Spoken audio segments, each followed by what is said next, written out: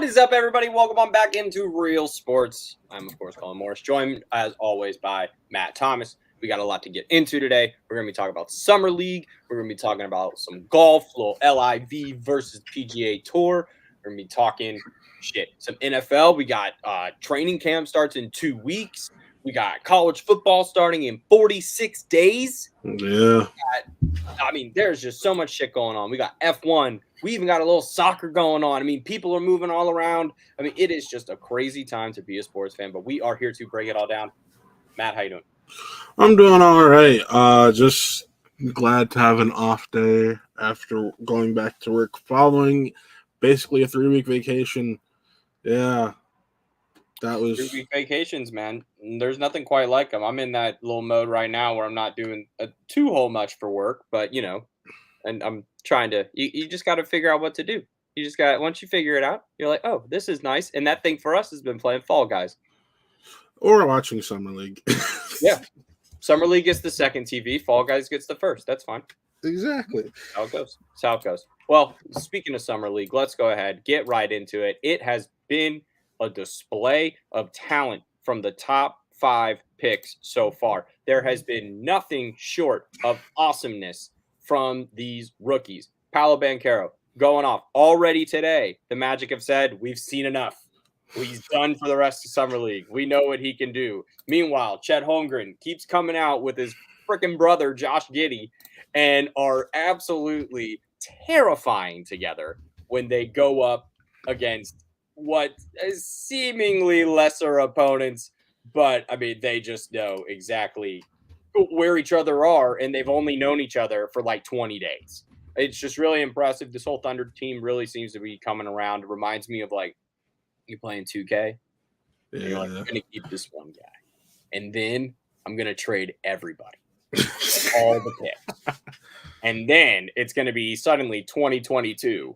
And I have everyone. And that's basically what Sam Presti has done here. And I'm just really impressed. I'm excited to watch this Thunder team. They are officially my second most anticipated League Pass team behind the Magic. Magic just seem to have a more mature version of what they got going on. Yeah. And I'm say with a little more veteran help, a little more dudes that have done it before. And I'm excited to see them. Matt, what have been your impressions of Summer League so far? And try to not mention the Cavs because you guys have a whole show now. I wasn't. Although Ochai has been interesting shooting threes, that's all I'll say there. Yeah. And who was down on him? Draft night. Matt's like, oh, I don't like this pick, and I'm like, play ball. No. You were down. I said I wanted potential. Down. I've told you I'm an age guy. That's a down thing, okay? That's being down on someone. And I was like, no. This is what you need. You don't need to go out. This is the equivalent this year. You guys win now move is like Chris Duarte, but you guys are a better team than the Pacers. So his scoring ability, it's not just going to be one 28-point game. It's going to be multiple ones of those because he's going to have those opportunities. He's perfect to slide in for either Sexton or Garland when one is out. Because let's face it, this year, one of them will be out for some period of time, and there's going to have to be some minutes filled. And I think he's a great fill-in. I've been impressed with. I'm impressed with this 3-point shooting. Because that's been the big one for me. That's what we need.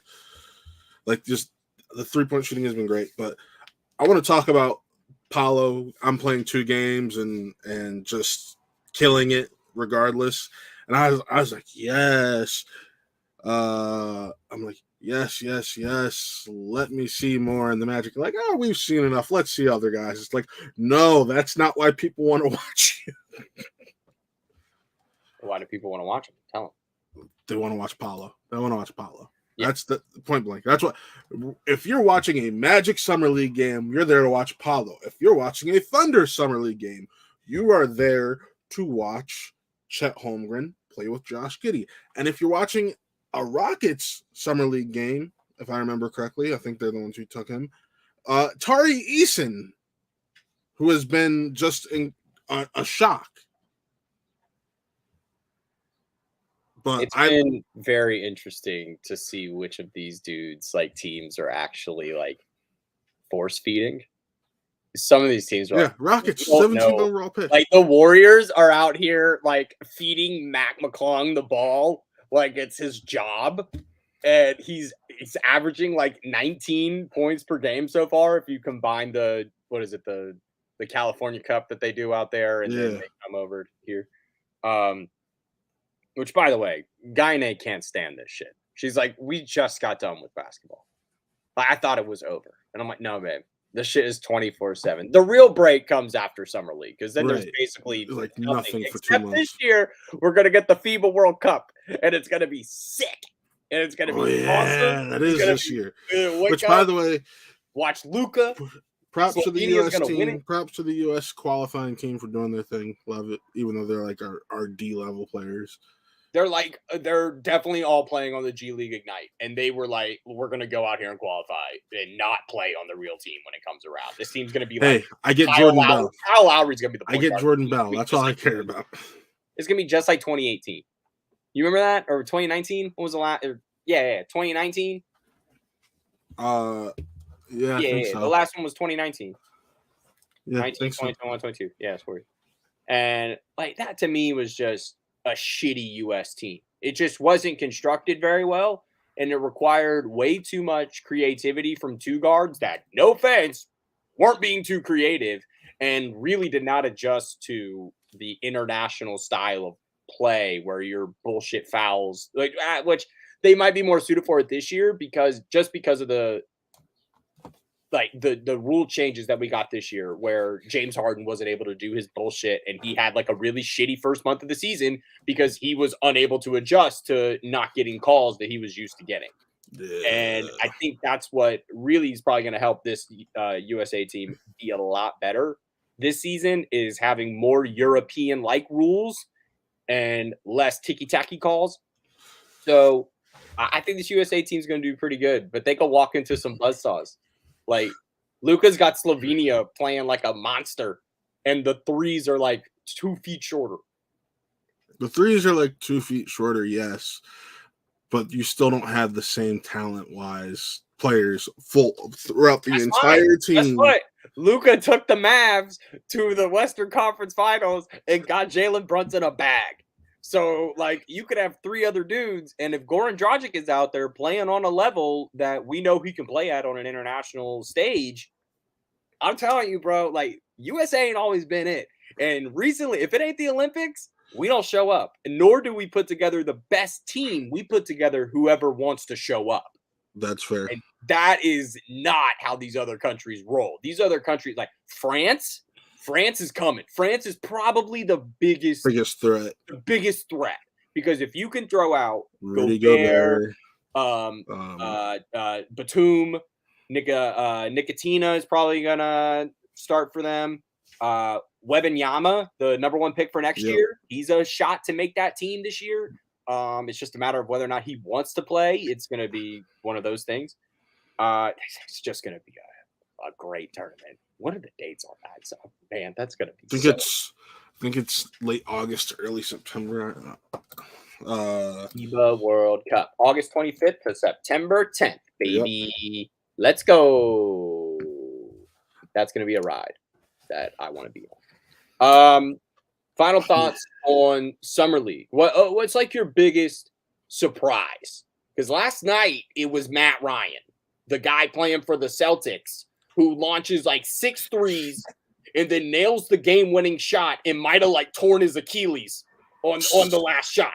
Like came down hurting like a mofo and then goes out after the game and says, y'all don't know how much this means to me because last year I was a DoorDash driver and now I'm playing basketball for the Boston Celtics. That's what Summer League is all about to me. Biggest surprise to me, even though it's not really a surprise. Okay, I'm gonna split it between 2. One, Scottie Pippen Jr. He's nice. You sit here and you're like, how did he go out? Like, because I thought he was going to be a 2nd-round pick at least, and he went undrafted. And I'm like, oh well, I wonder where he's going to go. Lakers sign him. Great signing for the Lakers. Has the potential to be Alex Caruso 2.0, if not better, because he can score more naturally and then is a better passer. But other than him, a guy I've been high on since last summer, Mac McClung, baby. The guy's nice. I love his athleticism. The fact that the Warriors are giving him the chance to start and shine for their summer league team, love it. He was the G League Rookie of the Year. Like, I was shocked he didn't get called up more last year. You know what I mean? Normally when you're winning G League awards, you're getting called up a couple times throughout the year. Didn't happen. So, as a McClung fan, I'd like to see that rise keep on happening. I'd hate to see him end up on the Warriors, but if it happens, it is what it is. But yeah. But he's got, like, hold on, let me just compare this before I say something dumb.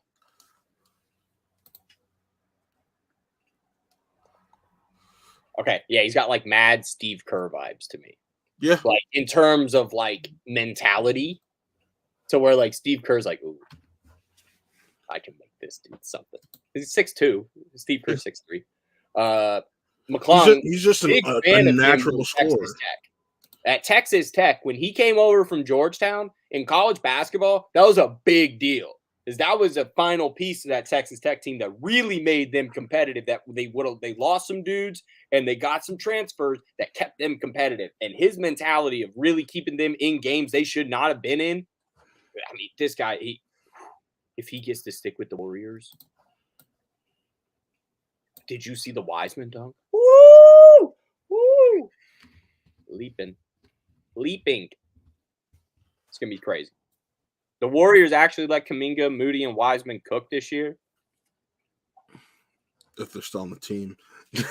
Brian Windhorst made a great Brian Windhorst is like wrong like 80% of the time on important shit. No. When he starts punting, okay, the one thing he got right was watch out for Utah. Like that was like, look, he ain't going to the Warriors. I'm gonna tell you right now, Bob Myers loves these three dudes too much. All the reports coming out of Golden State this week, and I'm talking about the last 2 days, have been how much Bob Myers loves Wiseman, Kuminga, and Moody. And then everybody else who's on the KD train is like, the Warriors are playing Wiseman to show that he's tradable. No, Wiseman is the missing piece to this team that when fully healthy, this team continues to contend for championships for the next 3 seasons.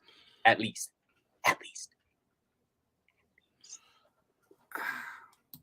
I will say this right now. I don't have much faith in y'all because you have just let a lot of that bench magic go. It's literally what we did after we won every other championship. No, you didn't.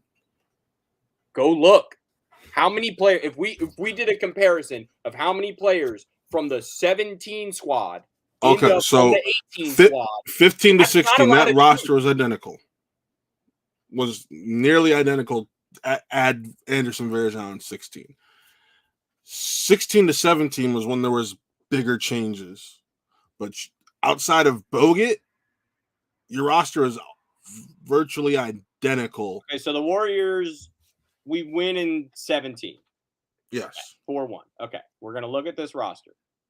And I'm going to go at a little side comparison here with this one. Okay. All right. Here's what we're going to do here. Names I see from 20. Okay, we're going to go down the 2016 roster. All right.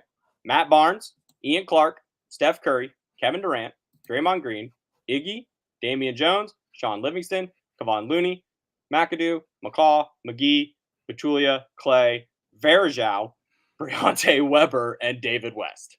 Okay. The next. And like I said. I'm not done, Matt. I'm not done. And you just said, like I said. No. I named one team that had nothing to prove your point because I had not made another point. Jordan Bell, Chris Boucher, Omri Caspi, right? Yeah. Yep. Quinn Cook. Already 4 guys that weren't on the team from the year before. And y'all lost that year. I said outside of the year you guys lost, that's when you made changes. You just said. You argued something that was not my point. My point was when we win championships, we have teams come for our dudes. And I said 17 and 18 were the same team, basically. That's so I was not what I'm. That's okay, dude. You're like that's not the whole core. Like the bench players that played the season before were gone, and then the dudes that didn't play the year before played. So if you listen to what I'm saying, this is a process that the Warriors do all the time. I know this is strange world outside of when LeBron has been there for you, where it's like all clutch sports all the time. I get that shit. It's like the same 6 dudes, but that's not how the Warriors roll. So the dudes who end up playing minutes the next year are Patrick McCall, who comes up from that team prior. But then the roster is set with Jordan Bell, Chris Boucher, Caspi, Quinn Cook. Jordan Bell, Chris Boucher didn't play. That's wild that Chris Boucher was on that team and didn't play. Who's now like a great player for the Raptors, but that just shows Warriors mentality right there. He's gone. Quinn Cook comes in, plays valuable minutes. Nick Young comes in, plays valuable minutes. And Patrick McCaw comes in and plays hella minutes. Yes, the rest of the team of Steph, but we're talking about the bench. We're talking about the bench. So what you have is Matt Barnes leaves. Ian Clark played hella minutes for that 16-17 Warriors team. And so did James Michael McAdoo, played huge minutes at big times. Matt Barnes, you can say what you want to say. But other than that, I mean, we're really picking hairs here when it comes down to like the dudes who actually played bench minutes for the Warriors teams are rarely consistent from season to season, because the guys who were on that 15 team, that Leandro Barbosa, that era of dudes, Bogut, they were all gone. So we had to reload and replenish. And that's exactly what's happening here, where it's like that's what happens. You win a championship, you can't afford to pay those guys, especially if you're doing it correctly. All I was saying is that the 17 and 18 or 17, 16, 17, and 17, 18 rosters were nearly identical. That Which was what they're not. I just proved it. When over 70% of the team is the same players, that is nearly so. The differences are Matt Barnes, Ian Clark. Talking about playing though, but we're talking about playing. So the dudes who were on the roster the year before did not contribute. Yeah, they rarely those guys outside of Zaza and JaVale. So outside of Zaza and JaVale, McCall was on that roster. Yeah, you guys only lost Barnes, Clark, and McAdoo. Barnes, Clark, and Weber. Verjao, and Verjao started off the season on your roster. He got cut. He wasn't final roster by the end of the 2017-18 season. He got a ring though, right? I don't think he did get a ring. He didn't take the ring because he didn't take it, but we offered it. Cavs offered him the ring for the 16 title, and he didn't want that either. So I'm with you, but my mindset is that those guys weren't important to the other team and then became. So that's more of my hypothesis is these dudes who were on the team last year who didn't get a lot of playing time. This is what the Warriors do. But they're going to come in and double their contributions the next year. Everyone knows Pat McCall. He did well both his rookie and sophomore year. You're welcome for the bag. No, he didn't. Remember, he didn't get a bag because he got injured in that second playoff run, and then was on non-guaranteed deals. Raptors paid that dude a bag. I think he just signed him to a regular contract. I don't think it was a bag. More than he was going to get with the Warriors. But so key bench pieces you lost that year were Ian Clark and Matt Barnes. That's all you realistically lost that year were those two pieces that were key to you winning. So you developed a couple more pieces, right, in that year, but they were still on the roster. That's my argument. The development's different. I'm just saying, I would not be shocked and I say this because Brian is a friend of my father's, and Brian's talked to me before. Brian's talked to my dad before, and Brian's been right about a lot of things in my mind. Brian said one of the few players in the NBA to have the cachet to shut anything like this down is Steph, and he's not. That was the point I was getting to that Brian said. I'm not saying he said, oh yeah, he's going to the Warriors. Steph has the cachet to be like, we're good as we are, and then nothing would be said after that. Nothing like that is coming. I just want to know how he knows that, because like there's no he's not a Golden State insider. Like I listen to Mark Stein. I'll listen to not Mark Stein. That's my city, my man. Marcus Thompson. Sorry, I'm listening to Marcus Thompson. I'm listening to anything coming out of NBC, authentic Bay Area. And it just seems like Brian Windhorst is doing a really good job this year of having like the national shit, but like everything coming out of Warriors camp is that we love the team we have, and we're running this shit back. And I'm cool with that. I'm saying this right now. I do not want Kevin Durant on the Warriors next season. It's bad for basketball. It's bad for Warriors basketball. It's bad for the NBA. Because you know you'll because I don't want to sit here and fucking talk about it anymore. I'm sick and tired of talking about it. I'm done. Every single year, all these years of all these big players moving from team to team, trying to figure out. This all started with LeBron signing 1-and-1s, and it goes all the way back. But we've evolved from 1-and-1s to you being 4 years left on a contract, and you can argue your way out of it. Do I think you have a right to do that? Yes, I think you have a right to do that. If you feel like you have been slighted by an organization who has not come through in the way that you expected them to come through for you when it came to supporting your needs as a basketball player, you have a right to ask out. And if they want to do it, they can do it. If they don't want to do it, then don't do it and sit out the season like some of these guys have some of these guys have done, like Ben Simmons in Philly. That's his right. Do I agree with the decision? No, but it's your right to do it. I'm just sick and fucking tired of talking about it. I'm done. It's the same argument all the time. Like, where's Kevin going to go? I don't care. Go. Guess what? Here's the better argument. The trade packages aren't what the net, or not an argument, but like a conversation, that the trade packages are not what the Nets thought they were going to be. Because nobody wants to give up much for a player that's here. The Nets keep, oh yeah, he's KD. He's top 5 player in the league. You're buying 2 years guaranteed of a great player. 2 years. Yep. I got you 2 years guaranteed. And the Nets are trying to act like all 4 are going to be great. He's 33 with, he's torn his Achilles. He's had knee issues. 2 years after that, it's going to be like Kobe. Same thing with the Damian Lillard contract. Holy fuck, what a bag. Good for you, Damian Lillard. Good for you. But guess what? You're going to be a detriment to your team and your cap space in 2 seasons. I hope they raise that cap spot. You better hope so. Because if not, you just put them in the same situation that the Lakers were in when Kobe was riding out his last few years. But guess what, Damian? You're in the middle of your prime, and Kobe was making that money in a cap hit percentage when he was 39 years old. So that's a big difference in this league. Guys are thinking like they're earning all this money. Remember 6 years ago when Mike Conley signed a $145 million contract in Memphis? And everyone was like, biggest contract ever. Joker just signed $257 over 5. What the fuck are we talking about? That is a problem. That is a big problem. We're not talking about it. These players are going to max out these teams and make it like it's literally like you're playing 2K in real life. And that's not fun. That's not fun. These guys aren't worth that much. I'm not paying a dude that much money until MVPs are cool. But you know what's cooler? Western Conference Finals and Finals appearances. Consistently. Against stacked conferences. Like, I would pay everybody on Boston. Boston went through arguably the roughest Eastern Conference since 2008. Like, that was one of the roughest Eastern Conference runs in terms of overall talent on teams.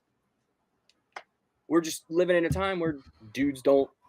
I don't know, man. This is just getting too much. We just gotta chill the NBA down. You guys are worth a lot of money, but you're making the NBA look bad by getting paid this much money and then getting and going and complaining about your situation. That's the bad optics. I agree with your ability to do it. I like that. I like that you can control. I like that to a certain extent. But guess what? Matt, name the players that we've seen over the last 4 seasons that have asked out with more than 2 years left on a contract. There was KD, James Harden. Trying to think, has there been 8? AD he asked out, but he had 2 years. He had 2 years. That's why I said the line. He didn't get traded until there was 1 left, though. That's why. He still Yeah. started the process. He put Yeah. the ball in their court. It's Yeah. that kind of mentality. He kind of started it. And other than him, the who last else player is- to do it before that was Carmelo, and we talked about that last time we we were talked on. about that last show. How successful was that? That's the hypothesis right there. How many, like, what is the successful motif? You have to follow, like, would you agree? I could argue that at the time of a trade, Anthony Davis's trade value would be higher than LeBron James if you were looking at the overall impact on basketball 4 years ago when it happened. I don't know if that's the case today.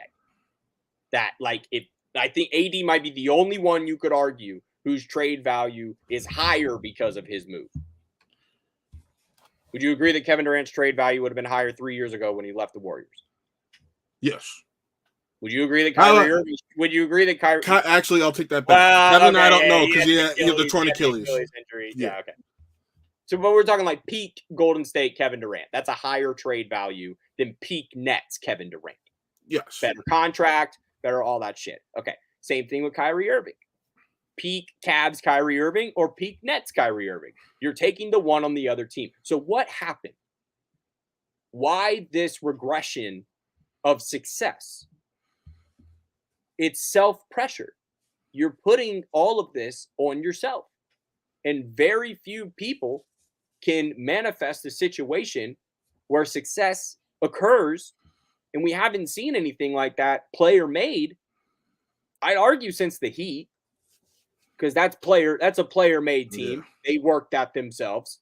They did that. And very rarely have we seen that happen since, where multiple players have finagled their way, onto the same team. And the Nets would be the most recent example of that. And it doesn't work for some reason.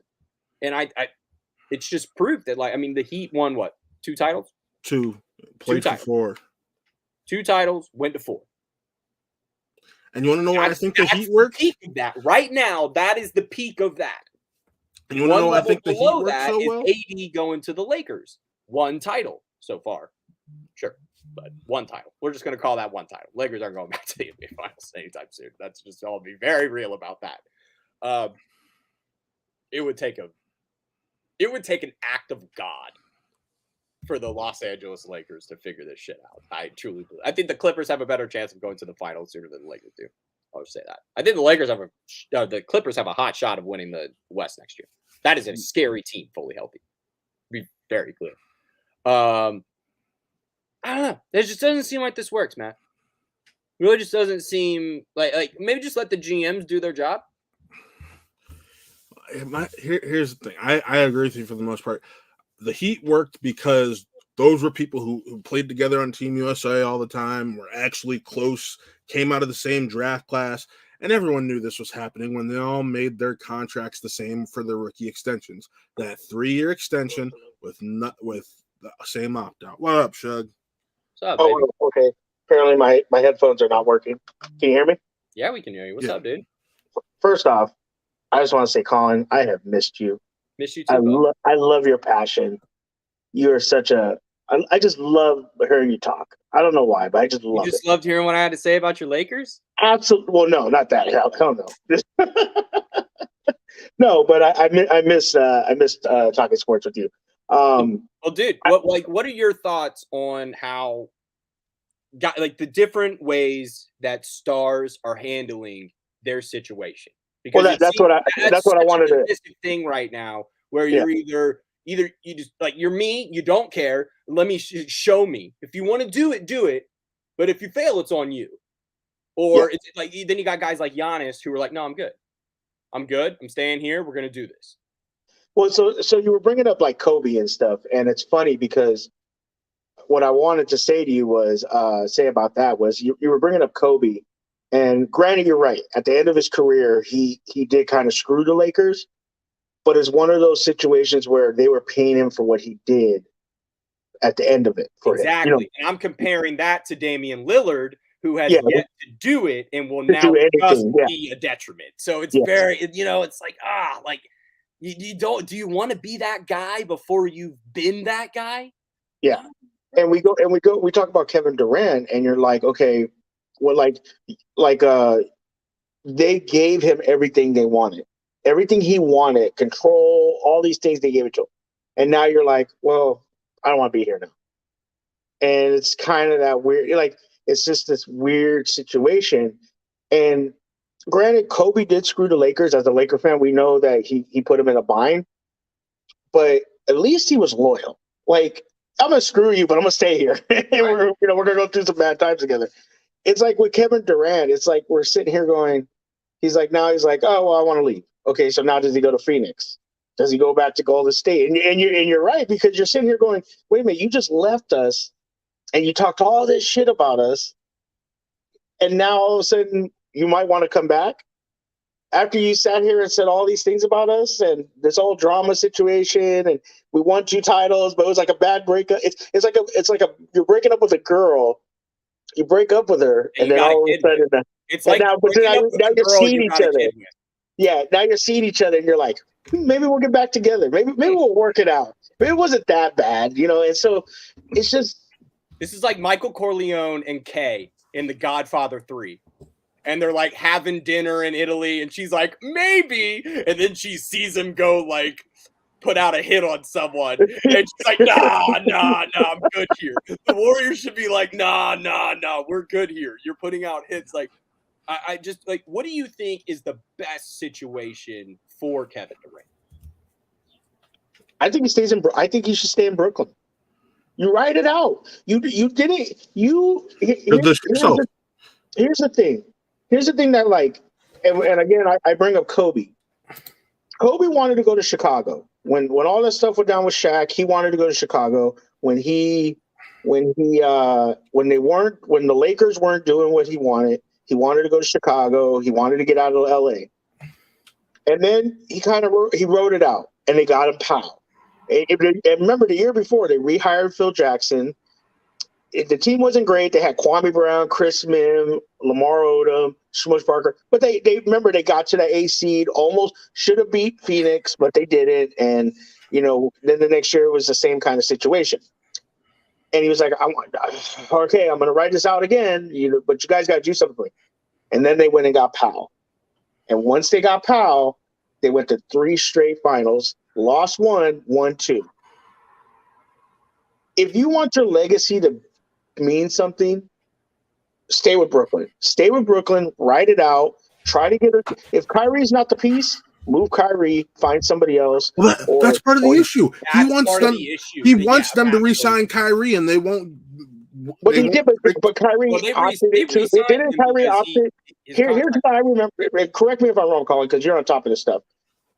Kyrie opted back into his contract, and the day after, Kevin Durant says he wanted to be moved. Correct. So that doesn't seem like he wants Kyrie there. That seems like I want Kyrie gone. Correct me if I'm wrong. This has been reported, and this is why I'm saying this.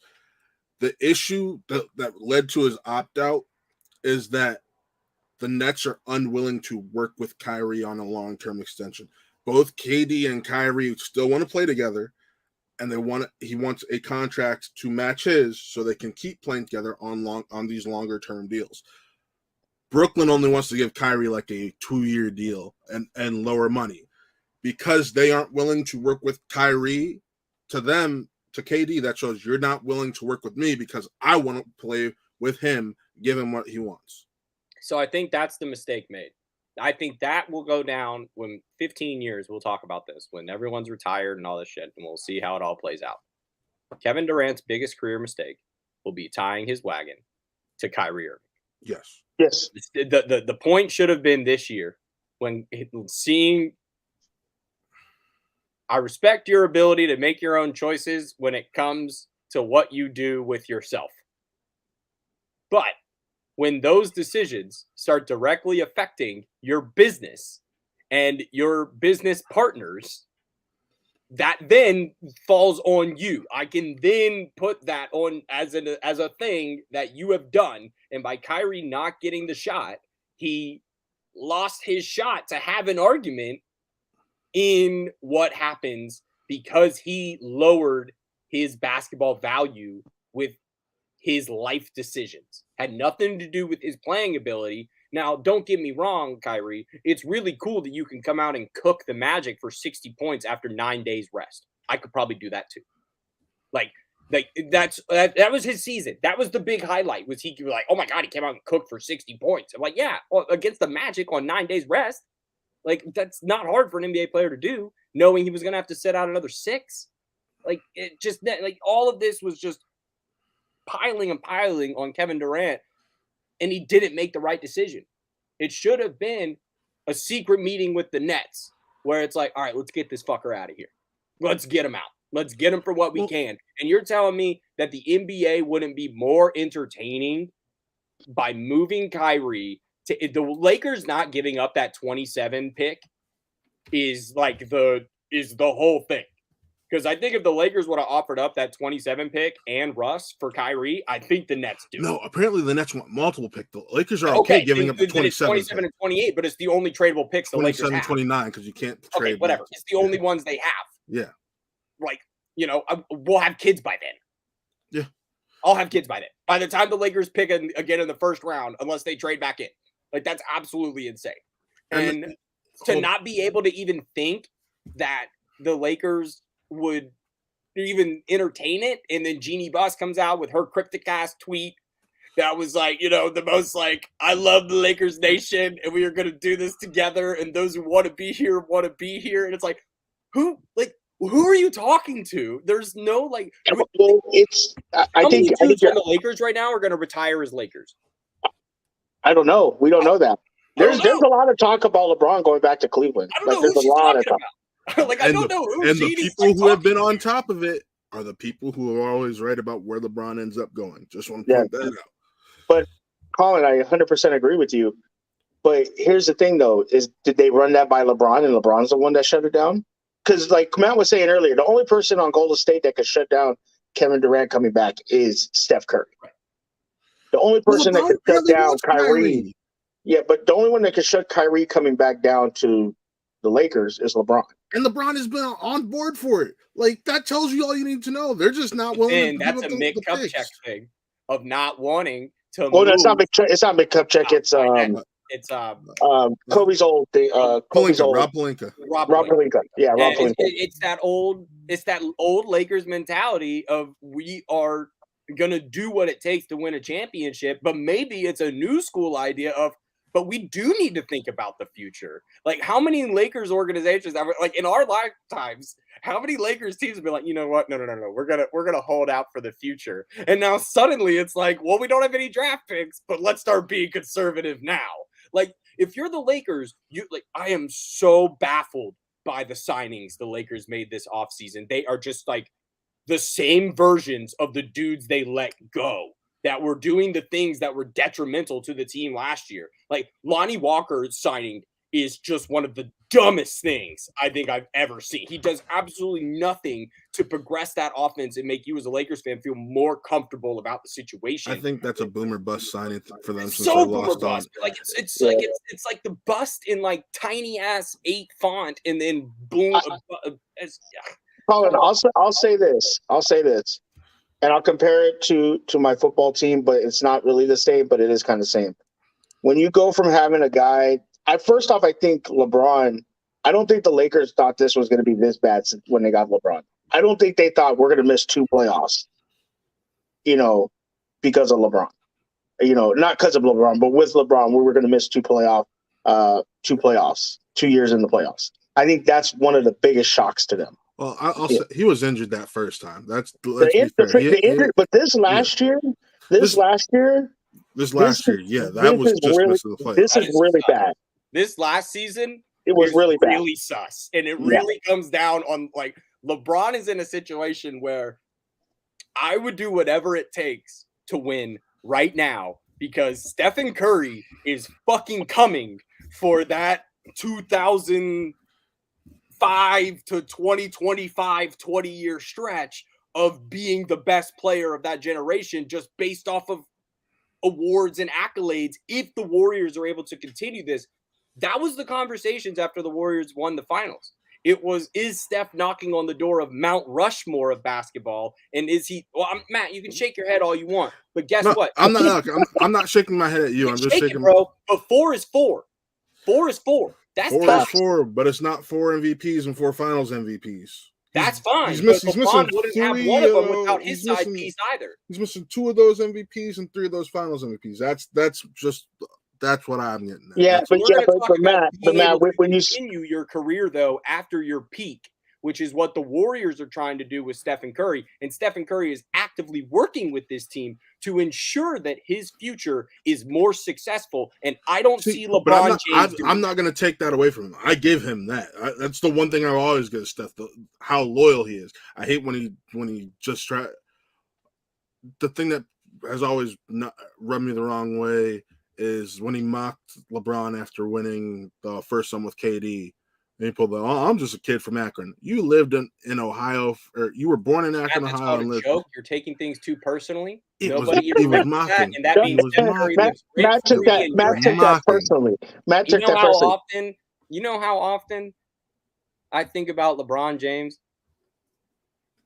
Never. Only when he's on TV. But it seems like Matt thinks about Steph Curry all the time. I think about Steph Curry and LeBron when I'm thinking about basketball because they are 2 of the best players right now. I'm not going to take that away. They are the 2 best basketball players of Matt and I's cognitive basketball life. Like, I was not privy enough to early 2000s Kobe to be able to say that I saw that. You know, that's what I'm saying. That I didn't see that. So I'm not able. That's when I talk about basketball. I really enjoy when I listen to like JJ Redick talk about basketball because Curry's my number 3 because I did watch Shaq. I'm talking. Shut up. You're literally having a full sentence under me as I'm talking. Just like you. I have a very hard time of saying like, yes, Bill Russell is one of the top 4 basketball players of all time. I agree with that, but I didn't see it. So when I talk about basketball, I'm not going to talk about Bill Russell because I've seen more Bill Russell in documentaries and things like that, or like, what are those called? Biopics than, actually seeing him play real basketball, which is hard for me to, actually sit here and talk about. I 100% agree with you, Colin. I'm talking about it. Like it's not LeBron and Steph. It's LeBron, Steph, and Kobe. I know that. And Tim Duncan. Someone put Tim over Shaq. Kobe. I put Shaq in there because Shaq is who got me into basketball. Crazy enough is my Shaq was Miami Shaq because the first finals I remember watching every game of. My dad and I were coming back from the U.S. Open golf tournament in New York, and we stopped over at a hotel one night, and it was Game 6 of that Mavs Heat series, and I was like, "Oh, this is wild!" Like seeing like young Dwayne Wade throwing it up to Shaq. You're like, "Oh shit, this is cool." For me, I got to first final series I watched was him and Kobe's last championship ring in LA, and I saw him lose it the next year to Detroit, and then I followed. I lied. They didn't win the year before against Detroit. The year before they lost to the Spurs, and then they played Detroit. Yeah. The last finals they won. The last finals they had won together was. So I saw him the year before the Spurs won. So I saw him win, lose. Point is, I followed Shaq like the entire rest of his career. I actually still have a Cleveland Shaq jersey. Cavs jersey, you scum. I bet there's one in there, baby. No, but that was my favorite player growing up. And when you're young, and you live in a sports town like Cleveland, you don't get to own another player's jersey unless they play for us. The one exception my dad made was Tim Duncan. So I don't rock the Tim Duncan Wake Forest jersey if that was me. Yeah, so that would be tough. So black and gold Tim Duncan Wake Forest jersey is tough. So my dad hated the Lakers, so I wasn't allowed to own a Lakers Shaq jersey. Miami is in the same conference as us, so I wasn't allowed to own a Miami Heat Shaq jersey. Hey, Invisible Sun that doesn't exist yet. You can own whatever jersey you want. Whenever you want. You be a team of whatever. My dad has softened up on that stance over the years, but it's just but in Cleveland, you live in my house still, motherfucker. You ain't touching it. That Lakers LeBron jersey ain't coming in this house. No, that's already in that. But that mentality, his mentality has kind of shifted because that is the old head sport way of thinking sports. That's the old, like, His uncle was the same way. His grandfather was the same way.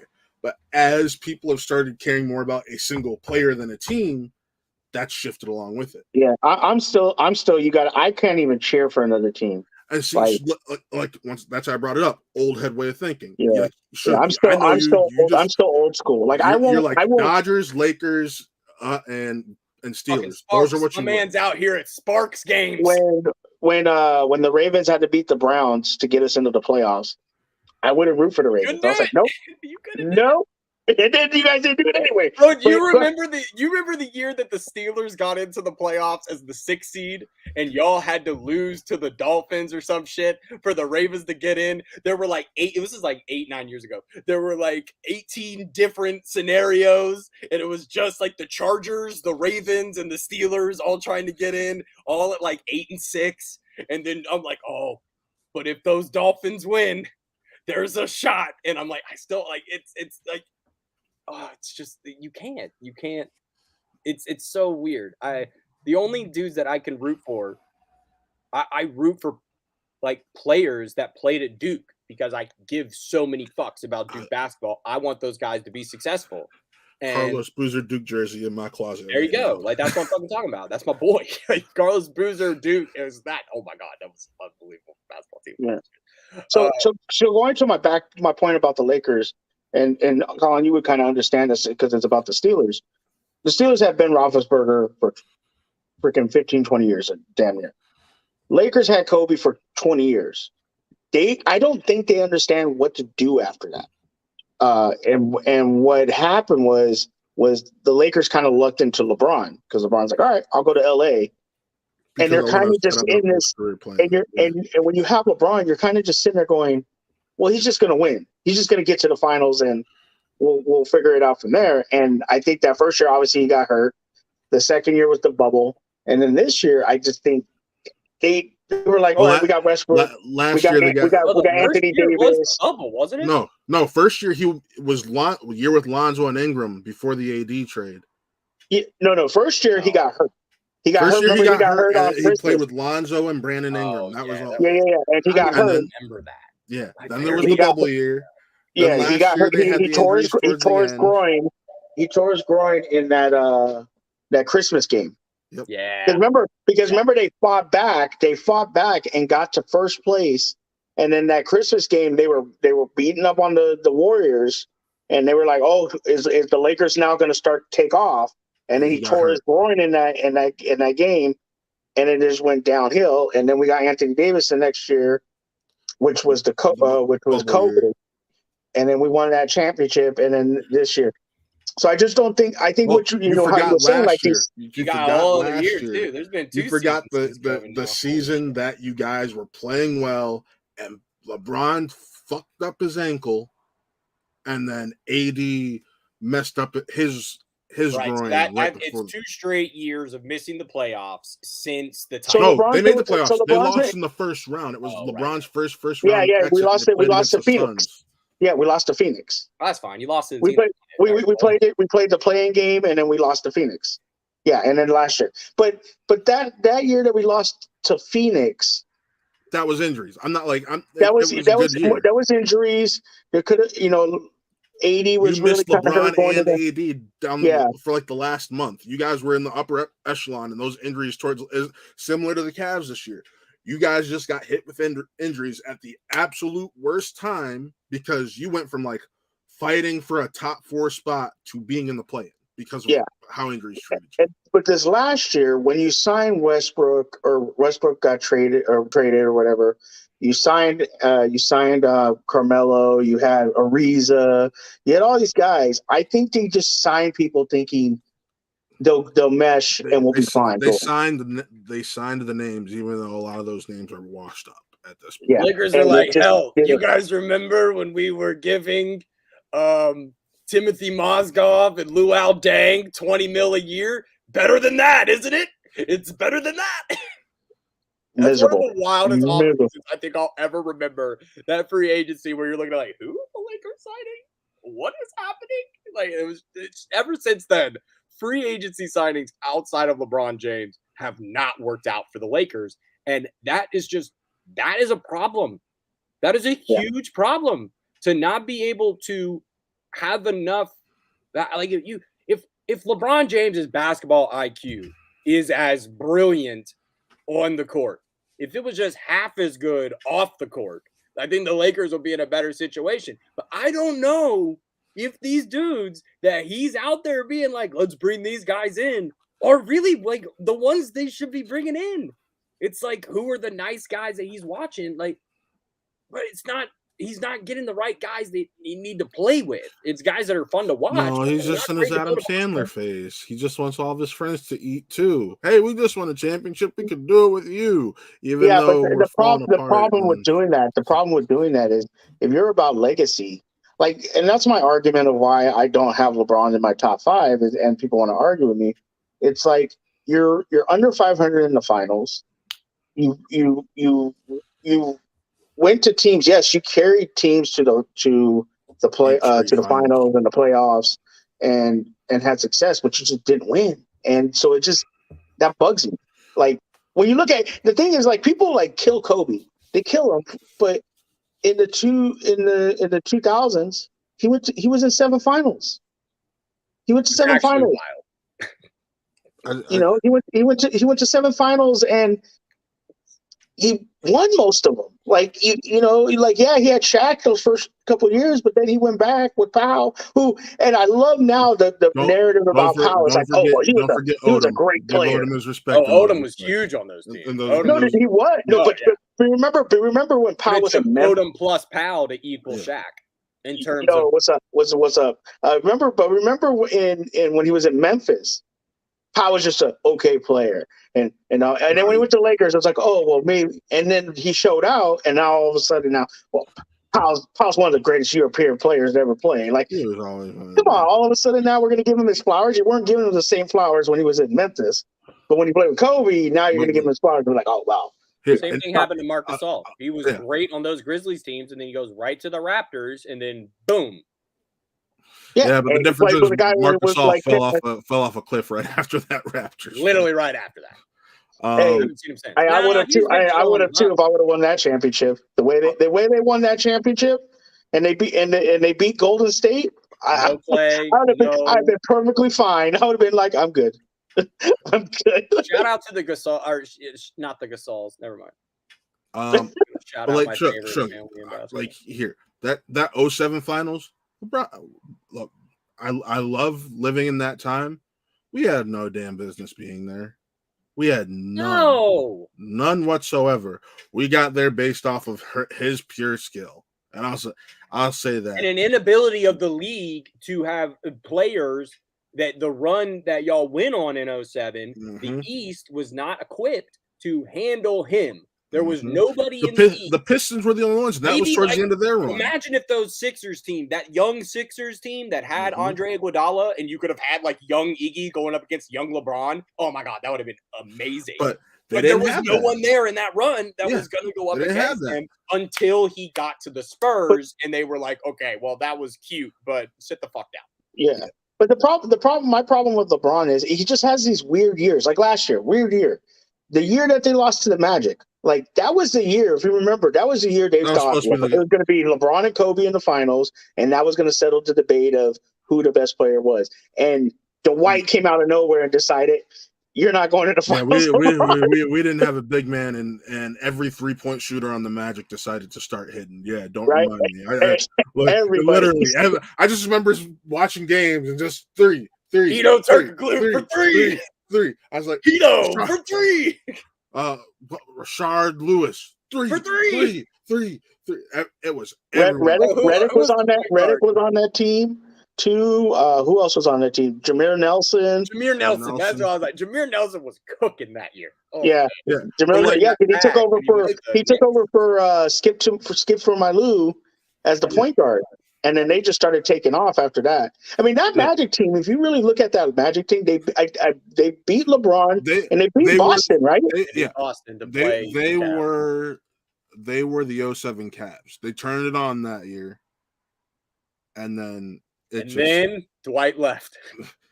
Well, no, we have one more year of Dwight being there. And then Dwight left. But then that actually, should we go, Matt, we have to go way back. Dwight was the first one of this generation before, like, we'll give Carmelo his due.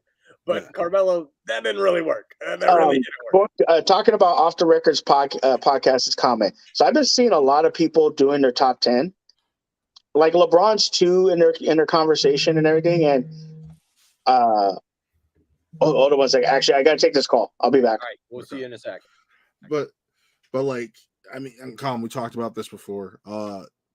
Draymond even said, yeah, we don't sign KD. We don't get those 2 rings. Like, they needed, let's be honest. Clay during that run with KD was a top 15, if not top 10 player at that time. Damn straight. So you had 3 top 10, top 15 players. And then Draymond's top 25, top 5 defense. I mean, but being a top 5 defensive player elevates you to be added to that finger. Yeah, I was about to say Draymond's top 25. Like, LeBron just and had Iggy and Draymond. That may go down if we really want to talk about that. Best defensive tandems. Defensive tandems and being able to shut down different players. I'm with you on one this. Championship with Cleveland equals 2 chips. Does it? Because he didn't do it the first time around. If it wasn't for the 3-1 comeback, I would disagree with him. But because it was that 3-1 comeback, it still only counts as one in terms of my boy Gimli, as he was.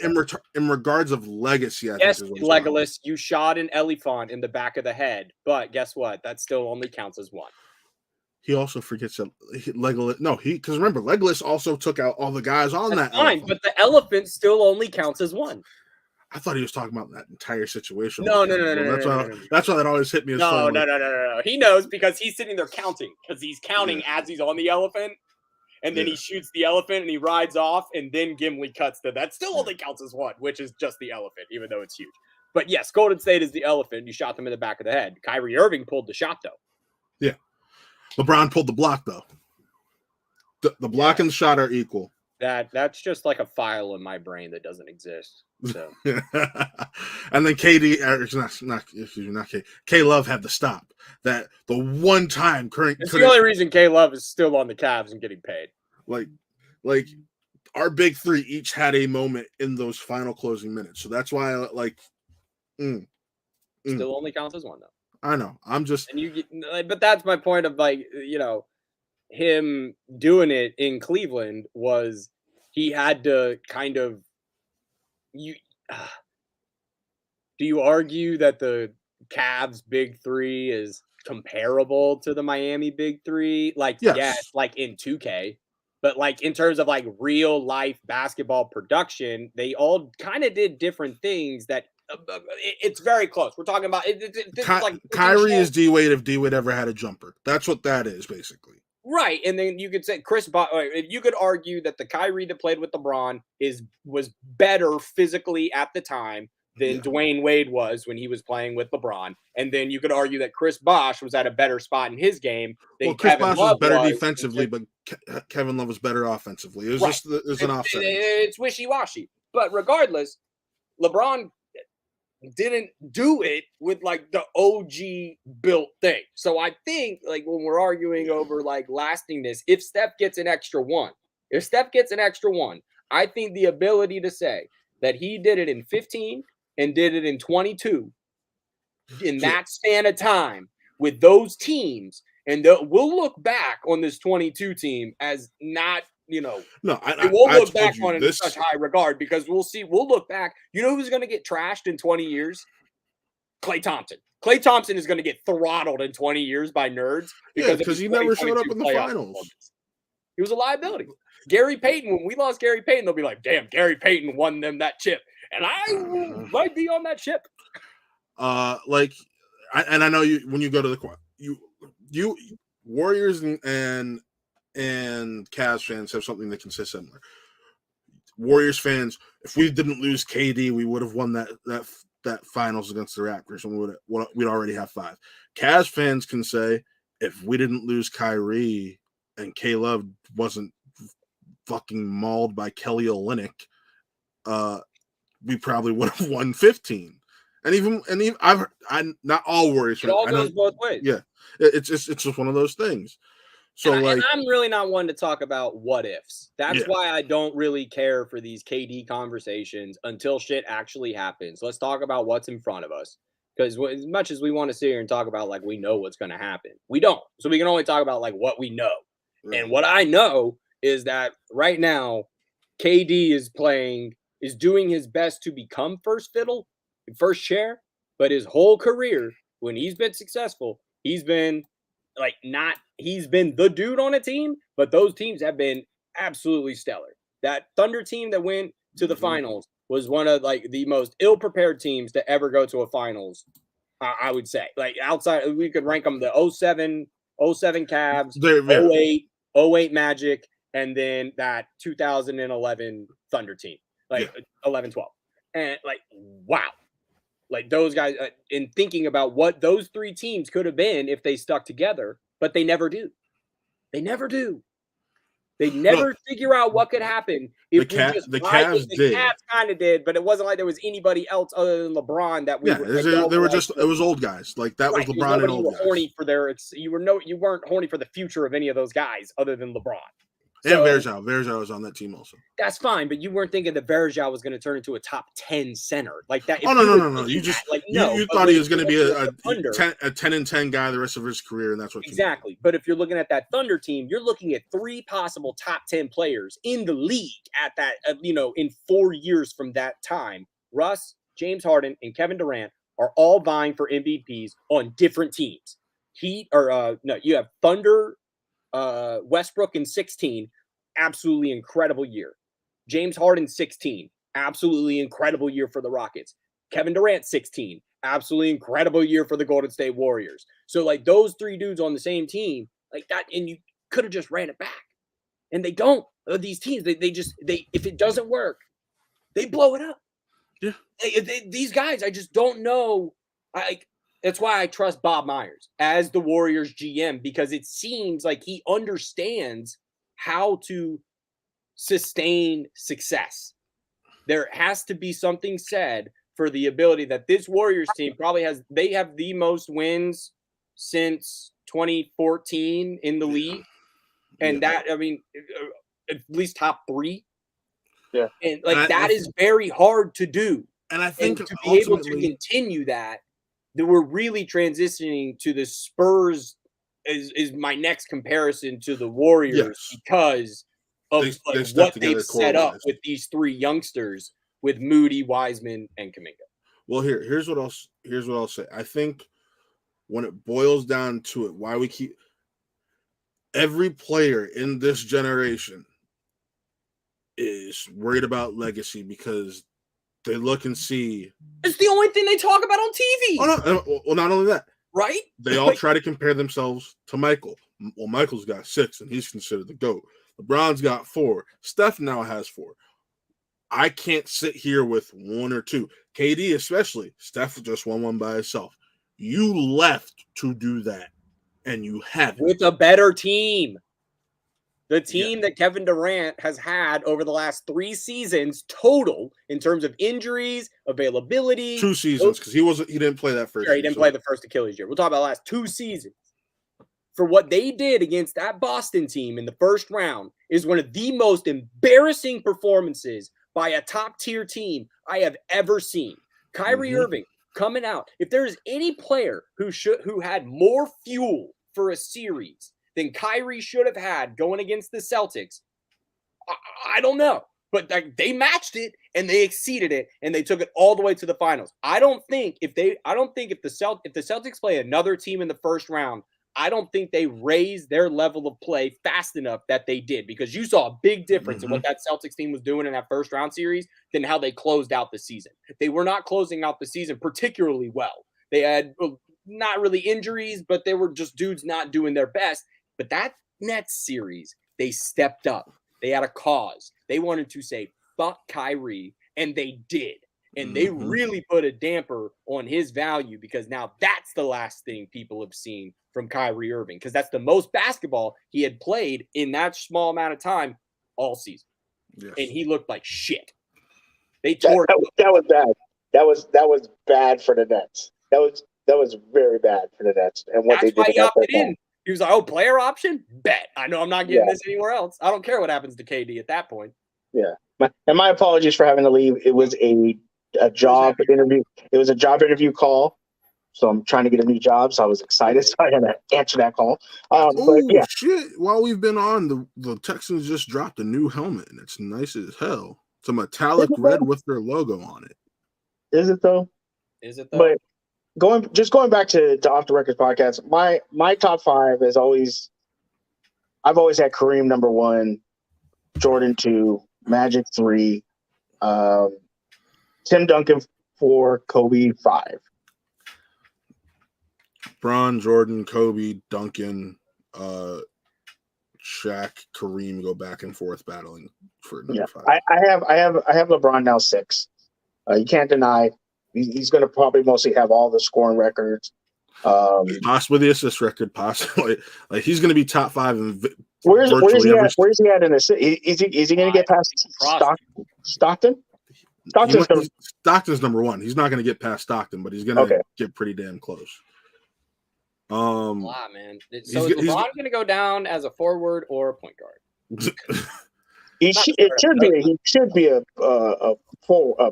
small forward, but point forward. But the way everyone classified, like I had gotten an argument with Mikey from Off the Record. Not Mikey is actually sorry for Lunch Break Hot Take. We were talking about the top 10 power forwards of all time, and they were like, "Well, Giannis is a power forward." I'm like, "No, he's a center." And technically, he's listed as a power forward, and I'm like, power forward because he plays alongside. He's played. But if you look at him traditionally, he's a center. Yeah, but now there was so is Karl Anthony Towns. So is but like there was the Houston team that had Hakeem and Ralph Sampson, the Twin Towers, and so they were both centers, but they were listed as one was the center, one was the power forward. Mm-hmm. So that I can see, but like to me, Giannis is a center. Like, don't forget, Giannis played point guard too. I guess the way to compare it is you have to send him to other teams and see like what position would he play. If Giannis went to the Warriors, he would be a 5. If Giannis goes to Cavs, would be the Cavs, he's a power forward. No, he'd probably be our 3. That's fucking insane. But yeah, I'm assuming you'd have to move Evan Mobley in a trade. But like, yes, but like if he's playing alongside Jared Allen, he's not playing center. Is more of the point. Like John Collins, I feel like John Collins wants to be a power forward, and the world's trying to tell him, "Sorry, bro, you're a center," which is like the exact opposite of what's going on with some of these other guys, where they. Yeah. So we'll see what happens. I mean, the NBA is going to be very interesting from now until the start of training camp. Is Kyrie going to go to the Lakers? Is Kyrie going to end somewhere else? Is KD going to go to Phoenix? Is he going to stay in Brooklyn? I think what's best for Kevin Durant, stay in Brooklyn right now. If you can't keep Kyrie, you get something for him, and then you build. Now, the funny part would be if Kyrie goes to the Lakers and then Westbrook ends up in Brooklyn. I think that team works, though. But then that's you're just the Thunder again. Like you're the Thunder out east. Thunder team that went to the finals. Yeah, I mean, and they can play together because they did that. You know that. So I mean, come on, like y'all telling me you wouldn't want to watch Russ and KD run that? No, but that would be the best. Honestly, if you think about it, that's like the funniest storyline. Like, all right, Westbrook goes to the Nets, Kyrie goes back to the Lakers. 2 former teammates who played against each other, talk crap to each other. Now we're back together. It's like Kyrie has also gone on record saying he regrets doing that because at the time he was young and let emotions get the better of him. Well, that's why I hate when people kill Kobe. When Shaq left, Kobe just wanted to be the man. He proved that he could be the man, and that's what And Shaq wanted more money. He says he told Jerry Buss, "Hey, I want you to pay me." Jerry Buss is like, "I'm not going to pay you. I'm going to invest into the future, which is Kobe." And Kobe takes a lot of slack for that. Like a lot of people blame Kobe for Shaq leaving, and really you shouldn't. We're about to get a TV show about it, so I'm cool. What are they doing? Something on Kobe or Shaq? They already bought the rights to the second Lakers book. Which is basically the team who made Winning Time is going to make a second show, but it's going to follow Kobe and Shaq. More Winning Time. Yes. Oh God! Winning Time. Kobe and Shaq years. My question is, who's going to play Derek Fisher? Who's going to play Matt Barnes? That's all I want to know. Oh my God. Can we just put Lamar Odom through the Disney de-aging and just let him play himself? Exactly. If you watch Kwame Brown's thing when he goes off on Matt Barnes was the best thing I've ever heard in my life. He said, "You jumped the fence and almost risked your NBA career for a woman for your." I lost it when he said that. He's like, "You almost tore a hammy." I was like, "Oh no."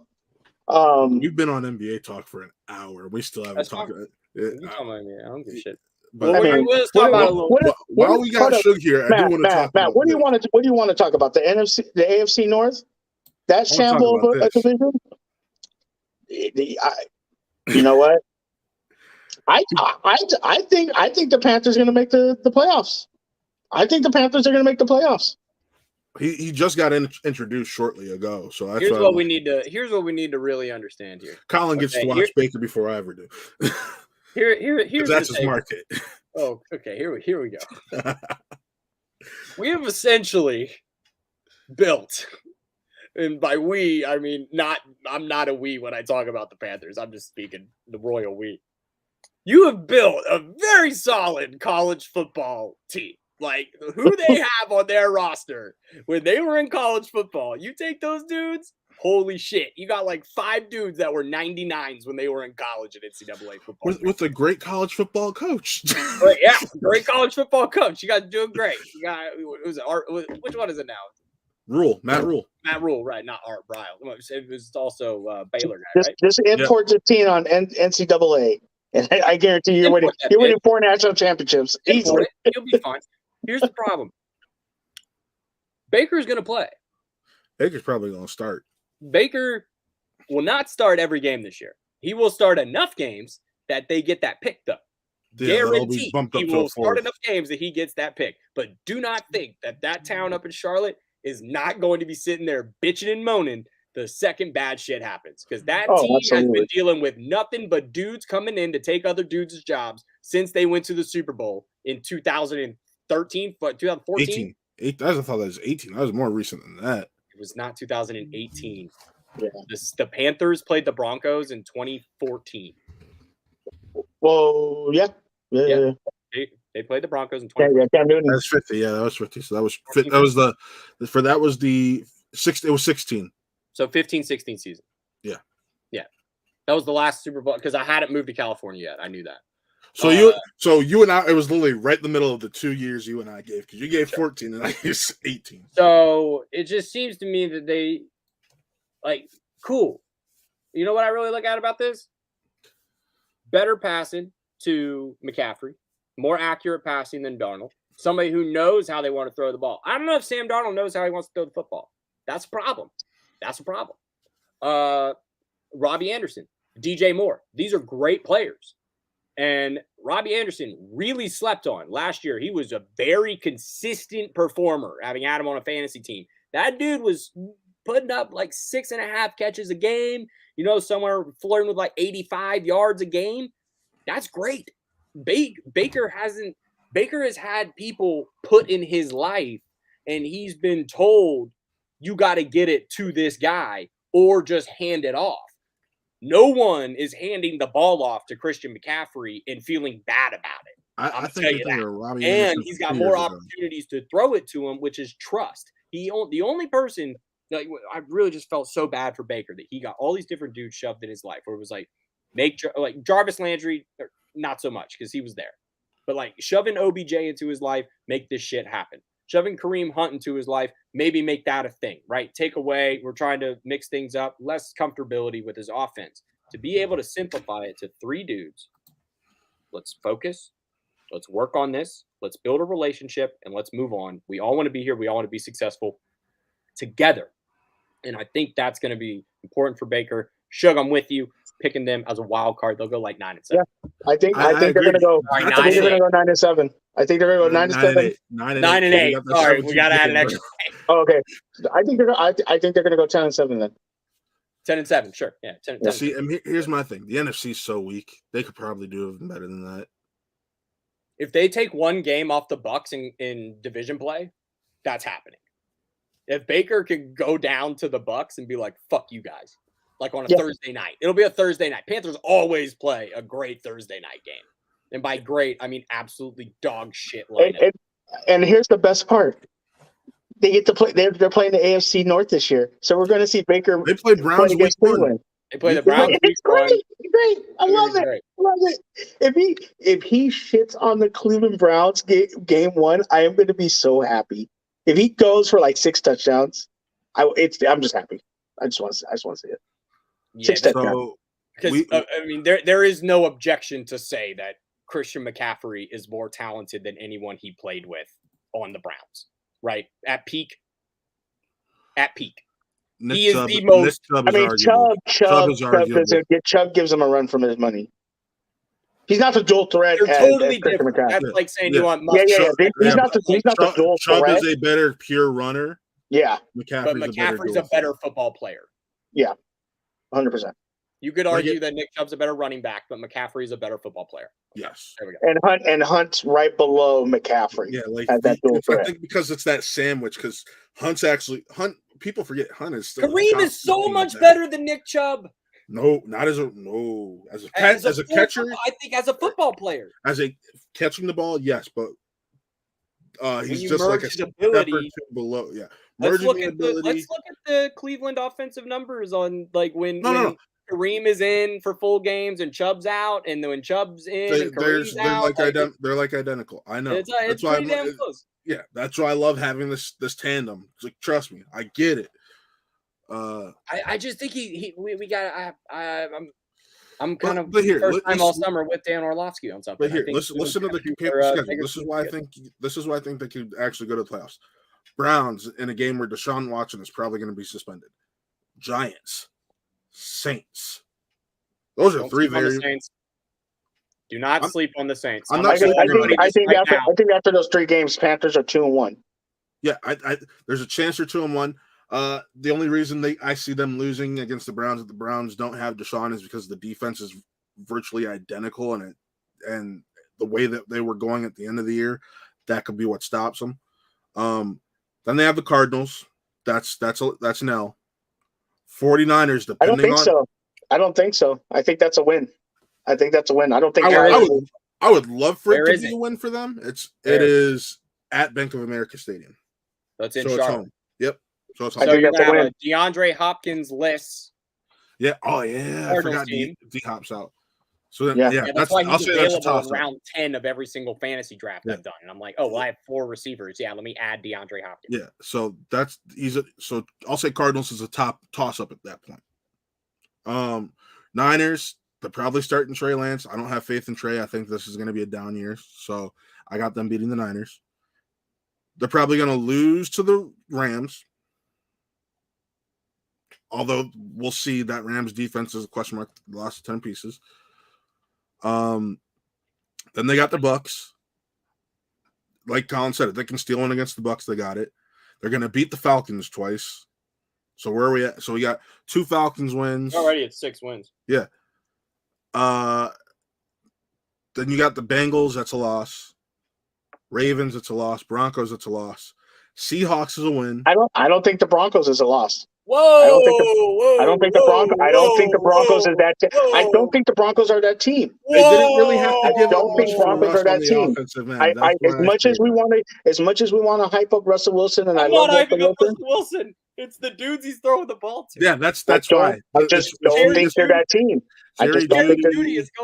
Jerry Jeudy could lead the league in receiving yards. They still have Hamler. They have Hamler still. They have who's the other? Yeah, but again, it all depends on who if Wilson can get them the ball. And I don't know. I got to see. Offensive line is great. Let's be very clear. The offensive line in Denver is great. And they still have good running backs. I just say we'll see. We'll see. But they got that hella defensive line in Carolina too. Carolina went out and paid the defensive line and then went out and traded for a quarterback that's better than the one they got. Yeah. That's the way to do it. So then you have Seattle, which is going to be a win. Sorry, Shug. Steelers, probably going to be a win. It's at Steelers. Well, hold on. They're going to beat us? Yes. You're on crap. Okay. Panthers? You think the Panthers are going to beat the Broncos or lose to the beat the Broncos and lose to the Steelers? What crack are you smoking, bro? I think the Steelers are the second best team in the AFC North. I sure know it's not the Ravens. I sure know it's not the Ravens. So I'm not. If we're going by facts, by facts, Matt, get the fuck off the screen. If we're going by facts, hold up. If we're going by facts, Okay. Bengals barely won that division. You guys were hurt last year, but when the Steelers beat you, you were at your best, and you were an 8-3 team, and we beat you on prime time with a really bad quarterback and a rookie running back. Now that offensive line has gotten better, our defense have gotten better. Our quarterback can throw more than 10 yards down the field. Gotten worse in the corner. How did our defense get worse? Secondary got worse. No, we don't. We signed a corner that's a lot better than what we had. One corner, but you lost like two or three. What corners did we lose? Hayden, that's old. Who's still playing at high level. And he might still come back. He still might. He hasn't been signed, so he might be returning to the Steelers. That's it. Hayden's the only person we lost, and our defensive lineman, Tua, he retired. We literally have the same defense, and we added Miles Jack to our linebacking core. The college running back. Hey, he was good in Jacksonville. Okay. So and you lost Juju. You lost Juju didn't play for. Hold up, Juju didn't play for us the whole year. I got this. Juju didn't play for us the whole year. Hold on. So that's a wash. Who else did we lose? Big Ben, who couldn't throw down 5 yards down the field. On paper, the best player on your team is Najee Harris. On paper, no. TJ Watt's the best. TJ Watt. I put TJ Watt. Okay. TJ Watt's TJ Watt, Najee Harris, and then who? Minka Fitzpatrick, who's now listed as the second best safety in the league. You have Cam Hayward. You have Deontay Johnson. You have Claypool. You have what? You have our tight end. Your defense got better. Your defense got better. Our defense has gotten better. Our offense will be better because our quarterback can actually throw down the field. Okay. Zach. I honestly believe, and I know that Colin's going to hate me for saying this. I'll say this, Colin. I put us at second because we didn't beat the Bengals last year. I think the Bengals are overrated. I don't think they got better this year, so it's going to kind of. But I don't think the Bengals play as well as they do if y'all don't get hurt, and we have somewhat of a bigger a shell of what Big Ben was. They barely won that division by one game between us. Yes, they blew you guys out, and they did kind of blow us out. But I don't think they're that team that the AFC North has been for years. Even when the Browns won that division, we're like, yeah, the Browns are the best team. You didn't win the division. I don't look at the Bengals and go, yeah, they're the best team. They had a real bad offensive line. Now they haven't proved it, so we'll see what happens with this offensive line. La'el Collins, that's a big improvement. They have Chase, they have the tight end, they have the other wide receiver. They lost the tight end. Don't forget that. So the offense, yes. Uzama left. So they lost their number one tight end.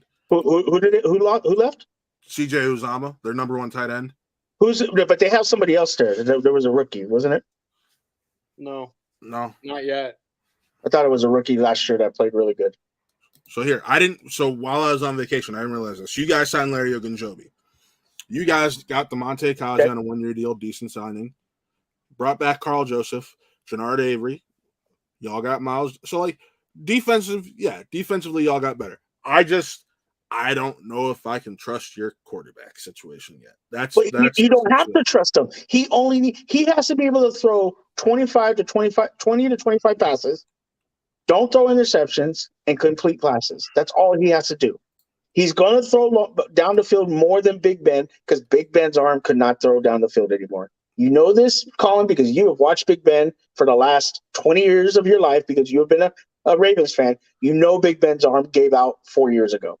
At least. So if we have any kind of quarterback play where they can throw down the field more than 10 or 15 yards with Najee Harris, now that is the big question. Can Najee Harris carry the ball almost 25 to 30 times a game and be productive? That is the big question, which then leads into other teams that we play against in the AFC North. Ravens had one of the bad running defenses. So the Bengals weren't that great, and the Browns were middle of the pack, Matt, if I'm mistaken. Maybe defense. We started off slow. We ended up finishing top half. But I'm talking about running with the ball running against you. Are you guys a top? We were top half. Okay. So all the Steelers have to do is return to old glory, run the ball, and throw down the field after running the ball freaking most of the game. That's it. And play top-notch defense. I think we can do that. Which, by the way, Colin, I said in the thing to message me later, because this is a point that I want to talk to you about later. Just letting you know.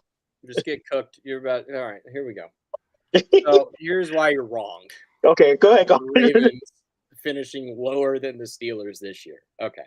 No team in NFL history has had the amount of cap injured coming back that the Ravens had last year. To your point of playing us when we were 8-3, that was the beginning of the Ravens fucking up the whole year. So I believe no matter who we played that game, because of everything else going on, where we lost Ronnie Stanley before we played you guys. So we were still in offensive lineman switcheroo mode. So like your point is sort of right, where we were the healthiest that we were, but we had started losing guys. Marcus Peters is already out. Ronnie Stanley was already out. Yeah. So that is a huge knock on Cap, already gone, and who we're working with. And the rest of the season, that was the story. Then this offseason, Ravens have the best draft of any competitive football team in terms of vying for a playoff spot I think I've ever seen in terms of filling in direct needs. Yep. Starting off, Tyler Linderbaum, objectively the top offensive lineman in the draft. We're going not tackles. We're going full on what he will do and affect a game. Yep, he will because be tackles are overvalued. Rookie offensive lineman this season. You will see it. This dude is mauling guys 15 yards down the field and blocking for his quarterback. That's a 10th as athletic as Lamar is. So just imagine that going well together. Okay.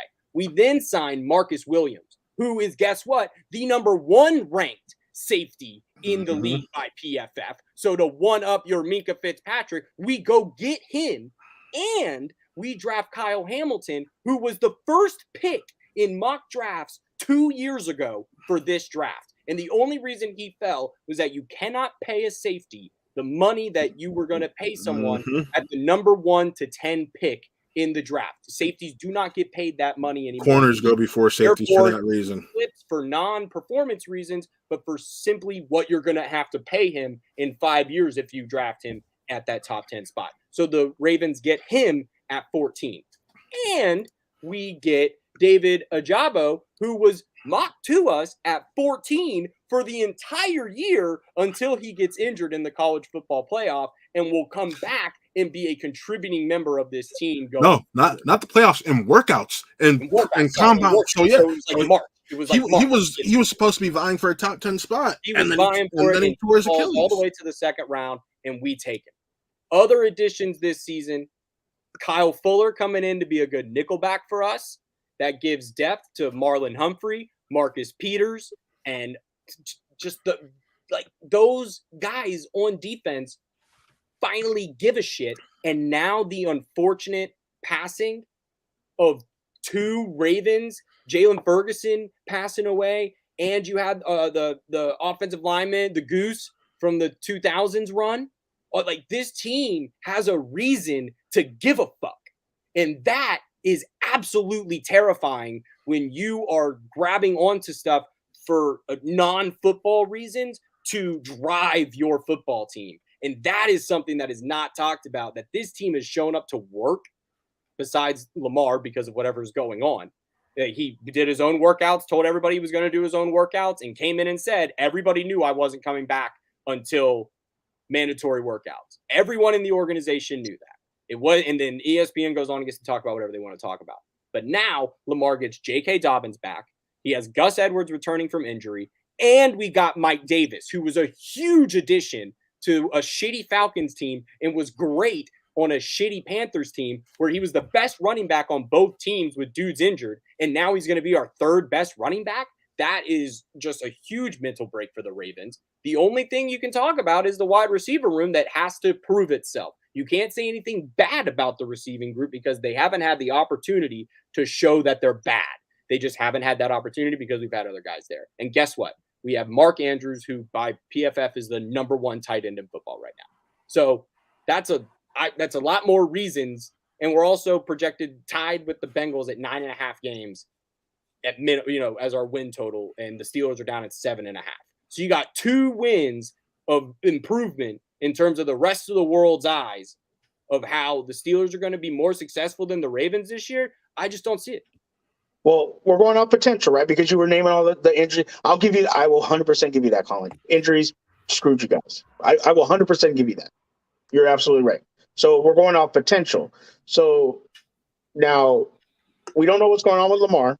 So I'm not gonna throw shade at you like, oh, Lamar. So we just don't know what's gonna happen. But let's assume he's there. You're right. The wide receiver core is not the best because we don't know for sure.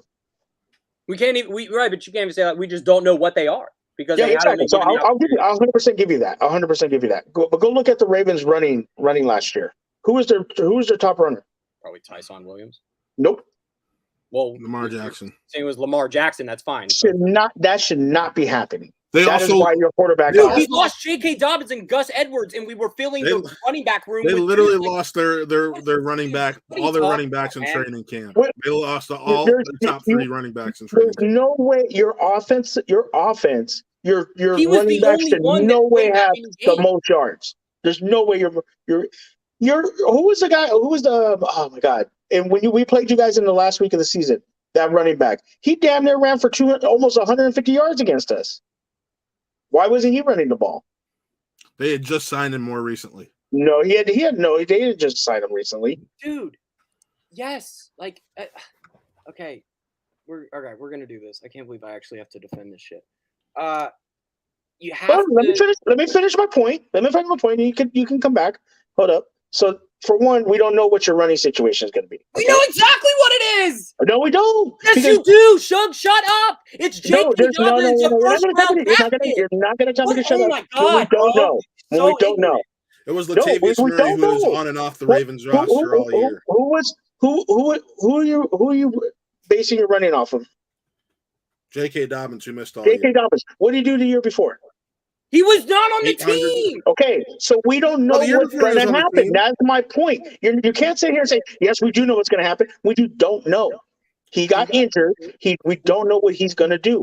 J.K. Dobbins ran for 800 yards. I'm going to shut you down right here because 2 minutes ago you started this whole argument on potential. So quit telling me what I just said was we don't know what's going on with your running game. We don't know what's going on. Yes, we do. 800 yards. Oh my God, bro! 800 yards. 800 yards. You think that's going to be able to carry your team? That was as a rookie. As you know how dumb you sound right now. How do I sound dumb? About a team who last year was fishing for running backs that include, you can't even name them, by the way, Devontae Freeman and Latavius Murray, who are washed. Didn't you guys have LeVon Bell? Did you guys have washed? Did you have Bell on your team?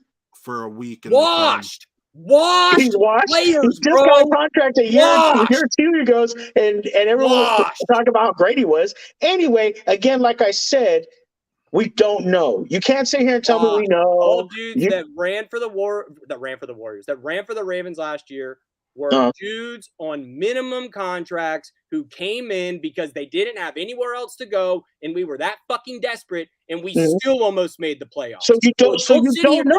No. So you don't know. That's what I'm saying. But when you have running backs like Gus Edwards and J.K. and this is Mike Davis. And Mike Davis.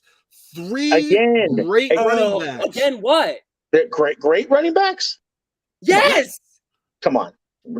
I said it's a question mark. I didn't say it's a no. It's a much smaller question mark than your entire running game being put on the health of Najee Harris. No one who's because a fan if of Najee the NFL goes can down, name you are in another a worse Steelers situation than the Najee. Ravens. Okay, but that's They need injury. That's two more part of the Steelers game. running backs. Injury, What happens injury is part of the game. So if Najee Harris goes down, that's the previous production. because if Najee Harris goes down, but Najee Harris is proven. Colin is looking at his. But Najee Harris is proven. Looking at his players' previous production and making estimates based off of that. That is just as fair as saying, well, Najee did this last year, and if he's saying, what if Najee goes down? Injuries happen. Okay, coming back from injuries happen, and there are two players coming back from injuries, and Mike Davis was a free agent signing. So there are two great running backs. One who put up 800 yards, and if I remember correctly, Gus Edwards had 500, Colin? 500, 600 around there. So when you add that back coming from injury, along with a healthy Mike Davis, hold on, Matt. Look what you just said. A guy that ran for 800 and 500 yards, you're going to put them over a guy that actually ran for 1,100 yards? Bro, Najee Harris ran for 1,100 yards as a rookie too. About these guys like they're the number one back. You don't fucking watch Ravens football. The Ravens run a revolving door. They aren't like the Browns. They aren't like the Steelers. Dudes? Fucking Pat Ricard, the fullback. I'd rather have him than the other guys you got on your team besides Najee. At least I know he's consistent and he's going to be there and he's going to catch the ball and he's going to block. I just paid him this year a 4-year deal. Yeah, you paid a fullback. Knows what they do. You have no idea, dude. You don't know what your team is going to be. I know exactly what our team's going to be. The only question mark we have on our team is our quarterback. That's the only one. That's the only one. What else? What if you take the exact same team we had last year, which is happening? What is missing? Big Ben Roethlisberger. That is James Washington. Washington wasn't even a big part of the offense last year. It is Big Ben Roethlisberger. That is it. Everything else is damn near identical. This is what's sad is that when I'm looking at these stats, they don't even have J.K. Dobbins and Gus Edwards on this roster because they didn't finish the season. That's why I just went to Pro Football Reference to pull up stuff. Okay, CBS Sports is dog shit. And, my point is if we're going off potential and distraction and all this stuff, what's the point of the offseason? You're literally Ravens and Steelers are about the same. I feel like the Steelers are about. Gus Edwards ran for 723 yards. There is no MVP candidate on the Steelers. And you have an MVP winner on the Ravens, leading a team that has now officially been built for him. So now it's on Lamar. This team has been built for him. This team has been built for him. Yes, they added receivers. Oh, shit, dude. Do you know? Yes. Okay. It's been Shug, because look, I'm gonna tell you. Because they took what they knew from the last 3 seasons, which were you can pay receivers and bring in guys that can catch the ball for more money. But guess what? It doesn't matter. We just need guys who can be there to catch the ball. It doesn't matter how much they cost. So now hold on, Shug. Let me finish the fucking point. All right. You got to listen to the idea that this team has now finally been fully built top down to support the way Lamar Jackson plays football. Offense. This is the most athletic and youthful that the offensive line has ever been. Ever. And being able to bring in Morgan Moses and Tyree Phillips, Kevin Zeitler coming back, and actually being able to add Tyler Linderbaum and Daniel Falale. I don't know how to fully say his last name, but he was more of the raw talent.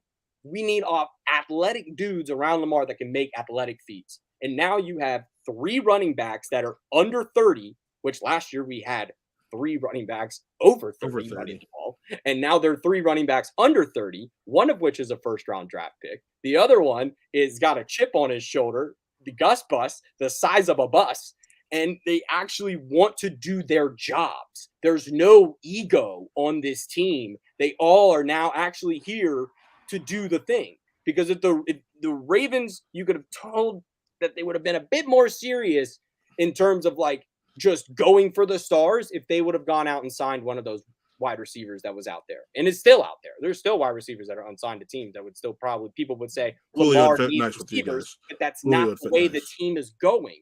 The team is working its way around Lamar. The defense got better from the like middle end, like from the outside in. The defensive line got better and the secondary got better, and all that came to fruition. You're running it back with a lot of the same dudes.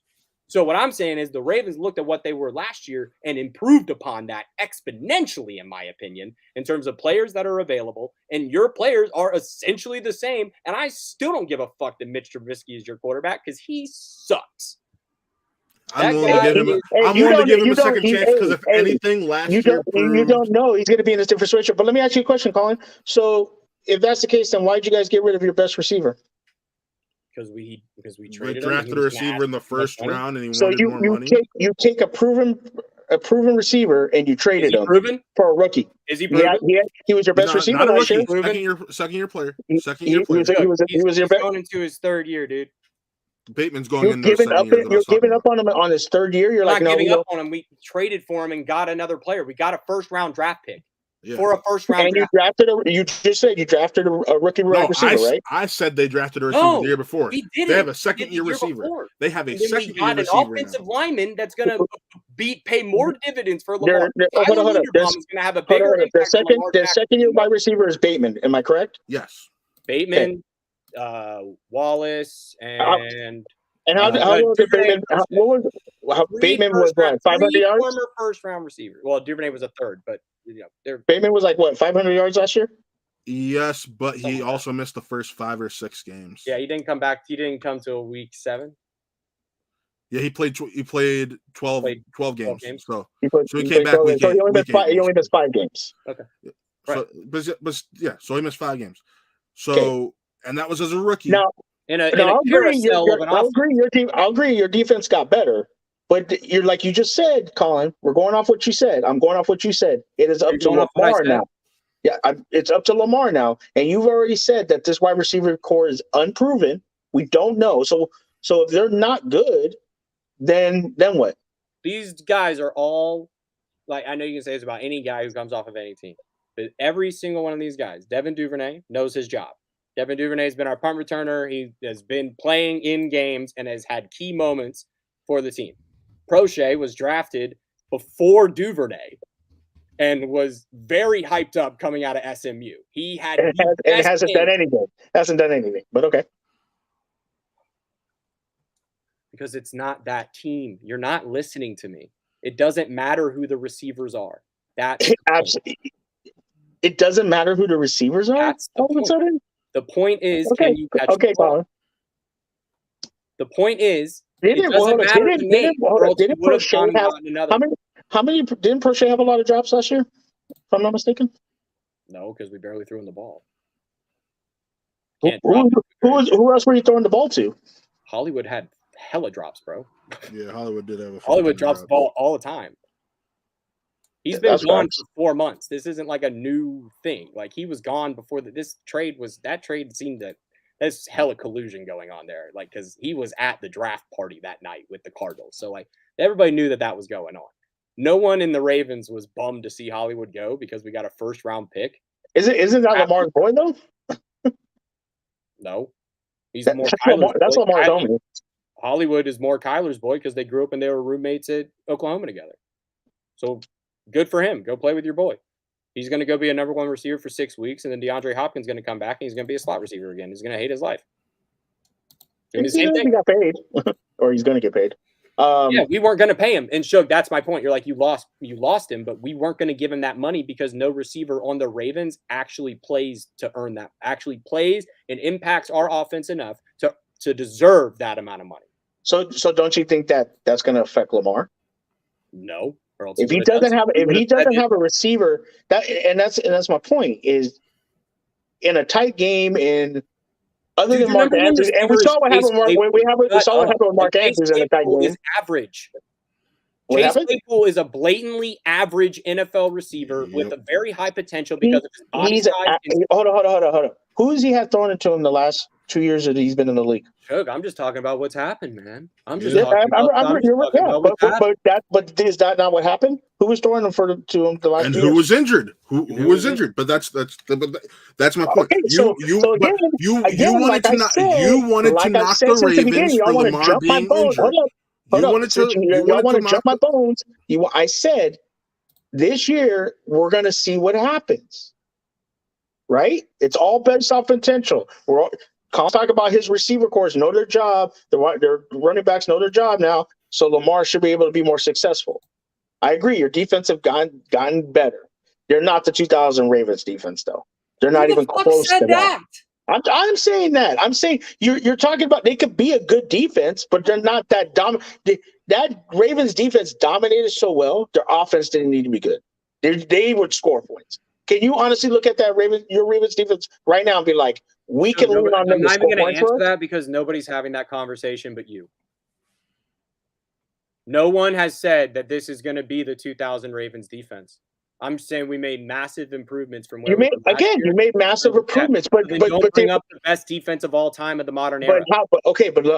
I'm saying if you made massive improvements, yet you guys were not that you were okay last year. The massive improvements because of injury, and they're all coming back. Are they going to be able to overcome the offensive shortcomings? Is my question. There's not going to. Holy fuck! Oh my god, dude, this is like talking to my grandpa about Netflix and how to make it work. No, I'm telling you, if you just said you don't know about the wide receiver core, you don't know about and I've said you don't know about the running backs, but you're telling me they're going to be great. The running backs have a history of playing well. That's why he's saying the running backs are going to be fine. You have a history to look back at that. The wide receivers, I will give. I think they'll know what they're doing. We're just going to have to wait and see. But I think there's also Mark Andrews. Yes. What the fuck Mark are we Andrews, talking about? arguably the second best tight end behind Travis Kelce. Behind what about Kittle? What about Waller? I said anybody on the Steelers. He was responding to what I said. I said Mark Andrews is arguably. Yes, our tight end who's it's his second year this year. Sure, you're right. He's better than us. That's fine. I said any offensive play. God, you guys are so. Mark Andrews is better than Najee. Yes. Yes. He's better than Deontay Johnson. Yes. No. Shug. All right, bye, Shug. You just sound ignorant now. So let's record that. Bye, Shug. You think Mark Andrews is worse than Deontay Johnson? I didn't say worse. I did not say worse. I did not say worse. Those words never came out of my mouth. I did not say worse. Don't put words in my mouth, Colin. I'm not Colin. I am not Matt Thomas. Do not put words in my mouth. Okay. 107 receptions for 1,361 yards and 9 touchdowns. That was only his second year. Okay. What was Deontay's? Excuse me, that wasn't his second year. Why are we comparing Deontay's? Because he didn't have anybody throwing him the ball. No, I'm asking you a question. What is Deontay's? Hold on. I'm getting to that. I just want to make sure. It might have been third year. Excuse me. That was his third year, correct, Colin? Third year, not second. Mark Andrews? Yeah. Was that this year's his third year? Or last year? No, this is year 4 for him. Last year was his third. Last year was okay. So that was his stats for last year. 1,300 yards? 1,300 yards. Okay. I'm just letting you guys ready for Colin, this. I'm letting you know I'm supposed to be working right now. Okay. So with 2 more receptions and 200 less yards, Deontay Johnson, and 1 less touchdown. Okay. And that was with a quarterback that could barely throw. See? There we go. Like fucking. And Colin could argue everybody else calls Lamar a running back. But he threw him the ball. No, you know what? I will take back what I said about Lamar a couple years ago. And I think I even said it to Colin when I said I look out. He's not a running back. He is a quarterback. He's 100% a quarterback. Arms, they're bigger than Najee's calves. His arms are huge. He's been working out. Hey, just because you got something huge doesn't mean you know how to use it. I'm just saying. You would know. That's not true because I got 4 kids. See, I know how to use it. Doesn't mean she liked it. Shut up, Colin. We've been going for nearly 2 hours. We gotta go. I know. I'm supposed to be working right now, you guys. I'm over here yelling in my office. Anyway, You got Colin's Colin wrong. worked up. Colin's No, wrong. Suge No. is wrong. Suge is wrong. Actually, yeah, I need to talk to Colin off screen because I did want to talk to him about something. Anyway, but we all know the Browns, they're going to be in last place, so we're not worried about that. Yeah, they're aiding and abetting, and they're going to get last place.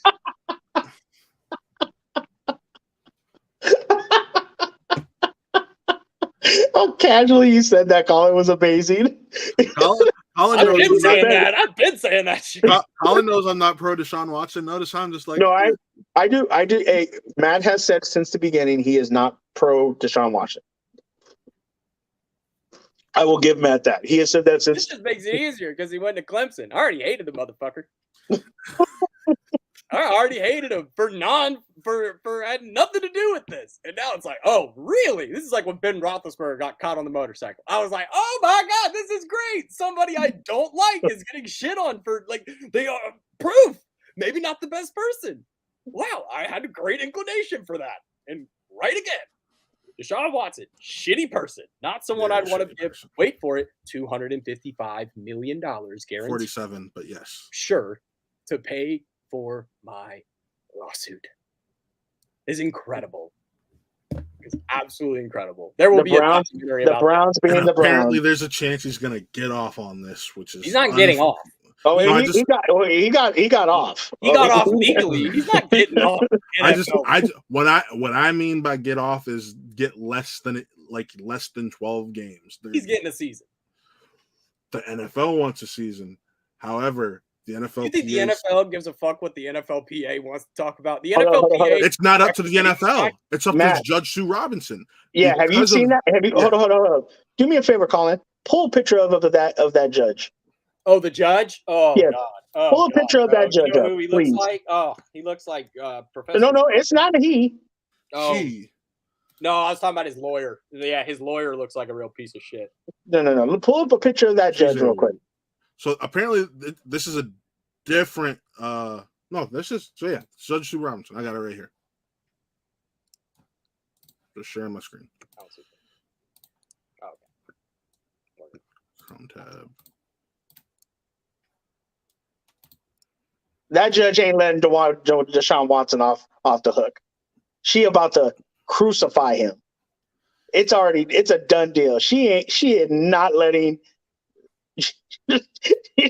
Do not look at that picture and think she ain't giving Deshaun Watson more than only 12 games. Don't act like that lady's never told anybody in her life they were using the wrong water fountain. It comes down to the argument that's been made by the NFLPA, which is a very strong argument. You don't care about no argument. I'm just saying. Matt, quit talking rationally about this shit, bro. This is like trash time, all right? Like we're in garbage time here. Let loose a little bit. This is fucking insane, all right? This guy, we got dudes. This is just an NFL problem, all right? NFL has a problem with how to reprimand their players. We haven't known our entire lives what to do with dudes who get in trouble. They never know. And it's just their own rules and their own little government, and nothing that matters actually matters. Because, if you beat the shit out of your wife, 4 games. Guess what? You smoke a little weed, never going to see your ass again. And it's just this level of, their priorities are so moment to moment that they take each case individually and nothing is the same. So we have no way of knowing what's going to happen here. And then the problem is, I got a bigger problem with the NFLPA stepping up to represent these guys like this. The NFLPA should want nothing to do with him, but they contractually have to. And the lawyer is that's a bad look for the NFLPA when it comes to outside fandom. If you're looking at the female fan base and you're like, wait, you got an organization inside of your organization that is defending a guy who has all these different people come out and saying bad things about him. He's just. And I said this in the chat last time you guys were talking about this. If it's true that the NFL went to Watson and said, here, take the suspension, take it, and then you come back, however amount of games. Was it a year, 10 games, whatever. Him not doing that right now, it's going to make it worse. It makes it a little bit worse. You could have just ended the whole thing, and now we're going to sit here and talk about it the whole season. Let me tell you why they did. Because one, from a Browns fan standpoint, the NFL will be doing us a favor by suspending him a year. I will say that as a Browns fan, because if he gets suspended for the year, his and then you can contract get a rolls top over. 5 pick, and then you bring a Nope. top 5 pick into play with him. No, we don't. We don't have picks. Oh, right. You traded them for him. So yeah, his what's the point of contract. sucking? No, his contract would officially roll over, not count towards this year, which means that $40 million cap hit we were going to have this upcoming offseason, Who's left? we won't have. Oh, right. But well, you're going to feel it, but like it kind of fucks you because at the same time, it's affecting your cap this year, though. It's affecting you right now in your ability to sign dudes in this signing process. No, Colin, because of how they did his contract this year. He is on a $1 million base salary, and the rest was a signing bonus. So that I'd bring that up in court. Yeah. So I'd bring that up. The Browns are liable here. That's aiding and abetting. But no, the point I'm getting to is how that is insane. Yes. That is actually insane. I agree. But then again, there are like 5 players on our team whose contracts are set up like this. So, like, even there are 2 recently signed offensive linemen, Wyatt Teller, his contract's the same way. So is Denzel Ward's. Not what I was getting at. So because of that, his contract now moves over, and we would actually have $40 million of extra cap space next offseason to sign people. So they would be doing us a favor by suspending him. Just want to add that. Look at Matt trying to turn this into a positive. Yeah, don't try to flip this, Matt. You can't. I'm not. I'm just saying. Try. You're as a Browns fan, that's a positive. He's not going to get a year. I'll say this. I think he's getting somewhere between the realm of 6 to 12 games. So it's either going to be 6, 8, 10, or 12. There's no way they're going to give him 6 games. If they give him 6 games, I might not watch football. Yeah. So that's bad. They threw out one of the 5 cases. She threw out one of the 5 cases that the NFL presented because it was media articles. They didn't actually interview the woman. So one of the 5 cases the NFL presented got tossed out. So now she's basing this off of 4 instances. Those 4 instances have been said to have no coercion or violence or anything like that. If that's really the case, and this goes down to it's about the personal conduct, and you're not harming Jimmy Haslam, Robert Kraft, Jerry Jones, there's a good chance they'll be like, yeah, did it look bad for the league? But the league has no foot to stand on when they don't punish their owners for the same actions, basically. Yeah, but they've never looked at it that way. They don't go, that's the point. That's why they started doing these independent arbiters, because the NFLPA was tired of that happening. After the Robert Kraft situation is when they switched to this new setup. I think it's a year or 12 to a year. I don't think it's anything less. I'm just saying, if it's less than 12, don't be completely shocked. You said it, Matt. You went almost the whole show without saying, I'm just No, I've said that numerous times. You just haven't noticed. Okay. Well, with that, Browns, I don't care, because that's the most thing that's out of our hands. I would have rather just sat there and argued with Shug about how bad the Steelers are going to be this year. They're not going to be bad. You still, I hate you. If you can't figure it out, bro, Mitch Trubisky ain't the move. All right. Y'all can argue about Mitch is going to make y'all his bitch, so I don't care. Give Mitch, and Mr. Small Hands, he's about to show you. I'm honestly with Shug. I'll say this beforehand. I'm with Shug. Mitch, I'm willing to give Mitch a second chance due to the fact that you can give him a chance. Well, no, that's fine. Well, here's what I was about. The former Chicago head coach, his name, because he's such a horrible fucking coach, is slipping me right now. Which one? The one that just got fired. The one that just got fired. The one that brought him in for. It starts with the N. Matt Nagy. Nagy, yeah. He, after they get rid of Mitch, still. People started, and this is just everyone knows. Maybe Mitch isn't as bad because it just seems like Nagy's incompetent. So, I'm willing to give him that second shot. I think he's earned that second shot. Now, after a year or two, it hasn't been that we've seen. A year behind Josh Allen. Yeah, but we got to see. No, Nagy's just stupid. Also, let's not forget, Colin. That great acquisition of Brian Flores to the Steelers. Yeah, that's great acquisition. Great acquisition. Future Steelers head A coach head Tomlin gets coach fired. as the linebacker coach. Well, the Ravens had a bad rushing defense, so what did we do? Went out and got rid of the defensive coordinator and brought in one we knew was going to work. So, but let me ask you a question, Colin. Do you think she get rid of John Harbaugh, or you should keep him? no. What the? John That's Harbaugh is I'm one of the asking you a best head question. coaches that knows. John Harbaugh is more than a head coach. He's like an assistant GM. GM. Like the way him and Eric DaCosta work together is so perfect because they both saw. And he is the same way with Ozzie. They both work behind men who are iconic in their standing in the NFL. John Harbaugh worked behind Andy Reid, came right in after Brian Billick, took over the job, hasn't dropped it since. Eric DaCosta came in, working under Ozzie Newsome for 12 years, and then became the GM. And now these two dudes have risen up together. And John, the only knock is that John, Eric, and Biscotti, the owner, Steve, didn't get rid of Martindale a year sooner. If you would have replaced him and brought in a different defensive scheme last year, it could have been different. But we were running an old system, and now we've gotten rid of that, and we're going to bring in McDonald. Right? Is that his name? That's his name. Yeah, I think so. But Colin, you go ahead and close it out. That's a whole different. Like we're now moving, and Harbaugh knows when shit doesn't work. And now I just wanted to ask you, Colin. Why do you get so mad at me when I asked you a question? Because you're a Steelers fan, man. I don't like. I know, but I still love you. You still love me. It's okay. When it's not football season, we're fine. When it's football season, we hate each other. It's okay. Well, you know what? Mike Tomlin and John Harbaugh are honestly probably going to go in the same fucking class. They probably are. And they'll both probably have one ring, right? One ring. You know what? They both got one ring. At least. Steelers should have beat the Packers. Steelers, I don't know how we lost that.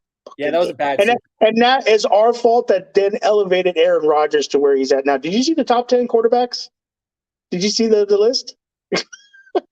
We could do that on another show, but that list is, oh my God. No Lamar Jackson? Come on, bro. Dak? Even having Dak at 10. Dak at 10. That's exactly I would have Dak at Dak at 7 going into this season. I would have Dak at 7 and Lamar at 6. They didn't even have Lamar on the list. They didn't even have him on the list. Wow. The disrespect. So I would keep Dak I would keep Dak off the list only because he really hasn't done much. Whoa, he's a talent, but he's a talent though. But the fact that year were insane. Yeah, but the fact. Okay, but hold up. Are you taking that? Up until his injury, Lamar Jackson was 8-3 and had really good numbers, and he's a former MVP. You're putting that over. You're putting that over Lamar. Come on. No, Lamar should be on that list. I just said Lamar at 6. And no, I know, but to have him not even on there, right? But and then the list is fucking ridiculous. It's like Justin Herbert, Russell Wilson are all in the bottom 5 of the top 10. Like what? Yeah, that's a conversation for a different day. But literally, that was. I thought of you when I saw that list. I'm glad because that really pissed me off. I bet to no end. All right, I wanted to talk about something before we end the show. Matt left, so show's gonna have to listen to it anyways. Big crash last week in F1. Chinese driver Zhou Guanyu not injured miraculously in a big wreck. Just insane to see, but a lot of discussion around safety measures and all this shit because his car literally did something it was physically not supposed to be able to do, which is roll. Those cars are built so that when they crash, they don't roll, they slide. And the fact that it flipped defied all scientific gravitational logic. It really scared the shit out of some people.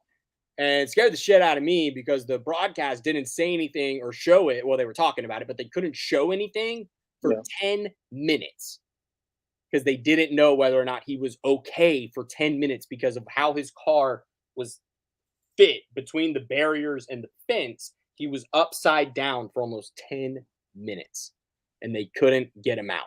I mean, it's just absolutely terrifying stuff. And then the race this weekend was absolutely incredible. The race that followed that crash was one of the best races we'd seen in a really long time. It was just fight. Did the crash happen in Australia? Crash happened lap 1. So then there was a whole red flag in 2 weeks ago. And then they ran the race after. Okay. But that was it. Was it in Australia? No, that was in Silverstone in Britain. Australia was a few months ago. This past race was in Austria. Okay. And so Austria. Okay. Big Red Bull. It's called Red Bull Ring. That's where Red Bull Racing headquarters is. And Red Bull lost to Ferrari. So it was a pretty big deal. And now it's really Red Bull and Ferrari in this title fight going at each other. And it's been a really entertaining season. Charles Leclerc and Carlos Sainz, both driving for Ferrari, have won the last 2 races, carrying that into next week. Not this week. We got a week off. And then we come back the week after before we head out to the summer break. Huge news in soccer. If anybody gives a shit. Erling Haaland, moving over from Borussia Dortmund, the best striker in the world, signs with Manchester City. They now have completed the strikerless team. They're just going to be insane this year. And now Cristiano Ronaldo apparently wants out of Man U. If FIBA World Cup starts this year, right? Is this year? World Cup is later in the year. Yeah. So it's actually going to really affect the Premier League. Because it's going to be in November because it's in Dubai, I think, or somewhere in that area, and so that they had to do it in November. Who's your favorite right now to win? Yeah. No particular order: France, Germany, Belgium. England's kind of scary, but France. I was going to say France. I'd say Belgium is probably who I would probably put my money on because you could probably get them for like plus 2,500, and they're probably the top 3 team. They could beat any team any day. They have the best midfielder in the world in Kevin De Bruyne, who plays for Manchester City. They have Eden Hazard, who is the leading center fielder for Real Madrid, and they have Thibaut Courtois, who is without a doubt the best goalkeeper in the entire world. So like that team could fuck up anybody's day.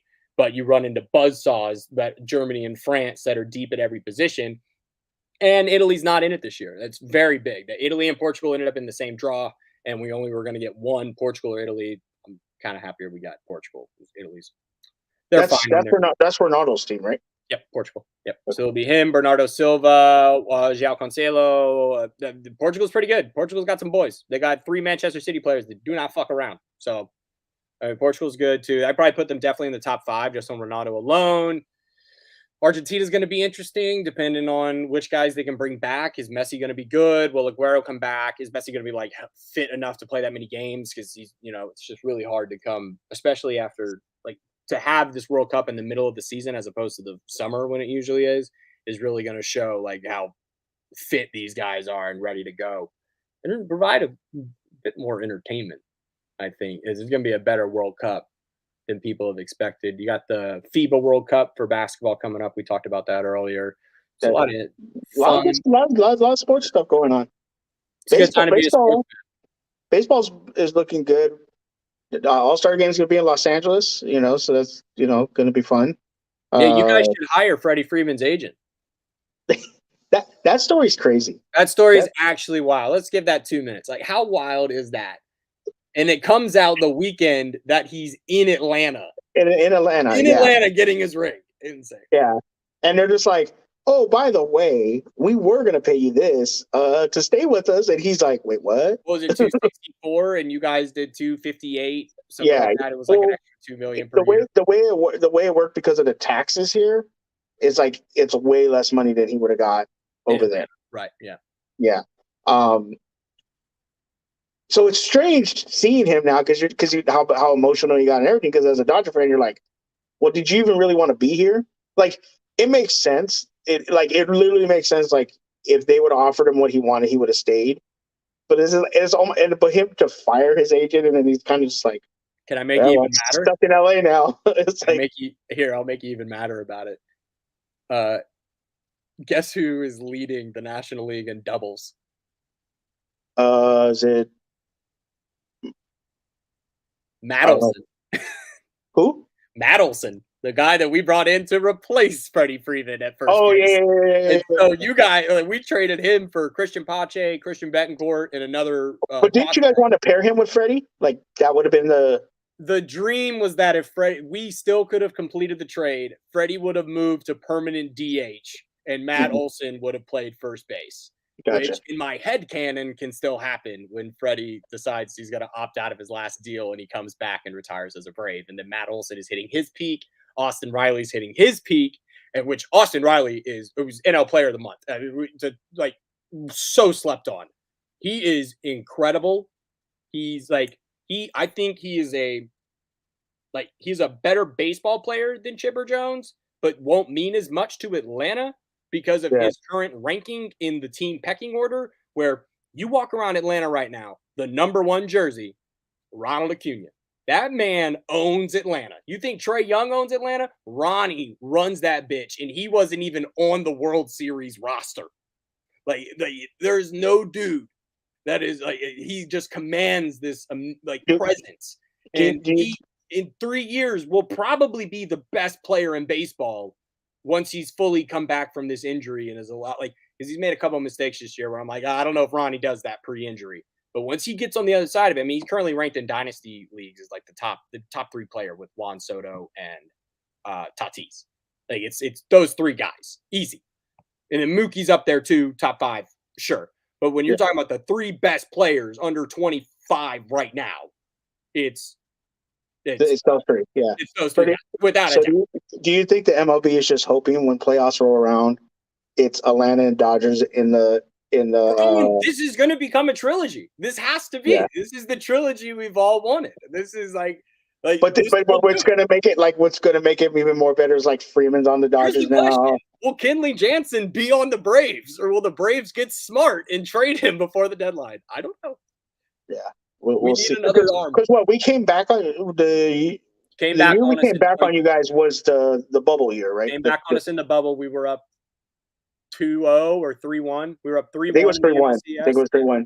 But we had played you guys before, right? Prior to that, in the NLDS the year before, and then you guys went to play the Nationals. Yep, that's what hurt the most. And we lost. I wanted to play the Nationals. I wanted to play them in Bryce's last year there. That would have been cool.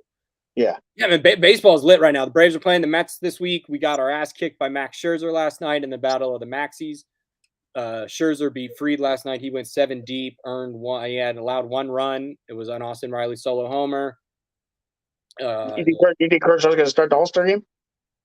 Kershaw? Yeah. No, I don't think he wants to do that. I don't even think he wants to do that. I think he's beyond that, where he's like, that's just going to interfere with my playoffness. I don't know if I want to do all that. I mean, he made the team. I think. I don't know if he's going to start. I think they should. Dude, the guy's been around for a long time, and as great as he's been, he's going on his last 2 years. I think. Yeah. I think this is his last run to try to win another World Series, and then after this, it's. I think if you're actually playing the game and you actually want to, win the game, I think you're either starting, or it doesn't matter about winning. Hey, it's either it would be his teammate. It would be Gonsolin.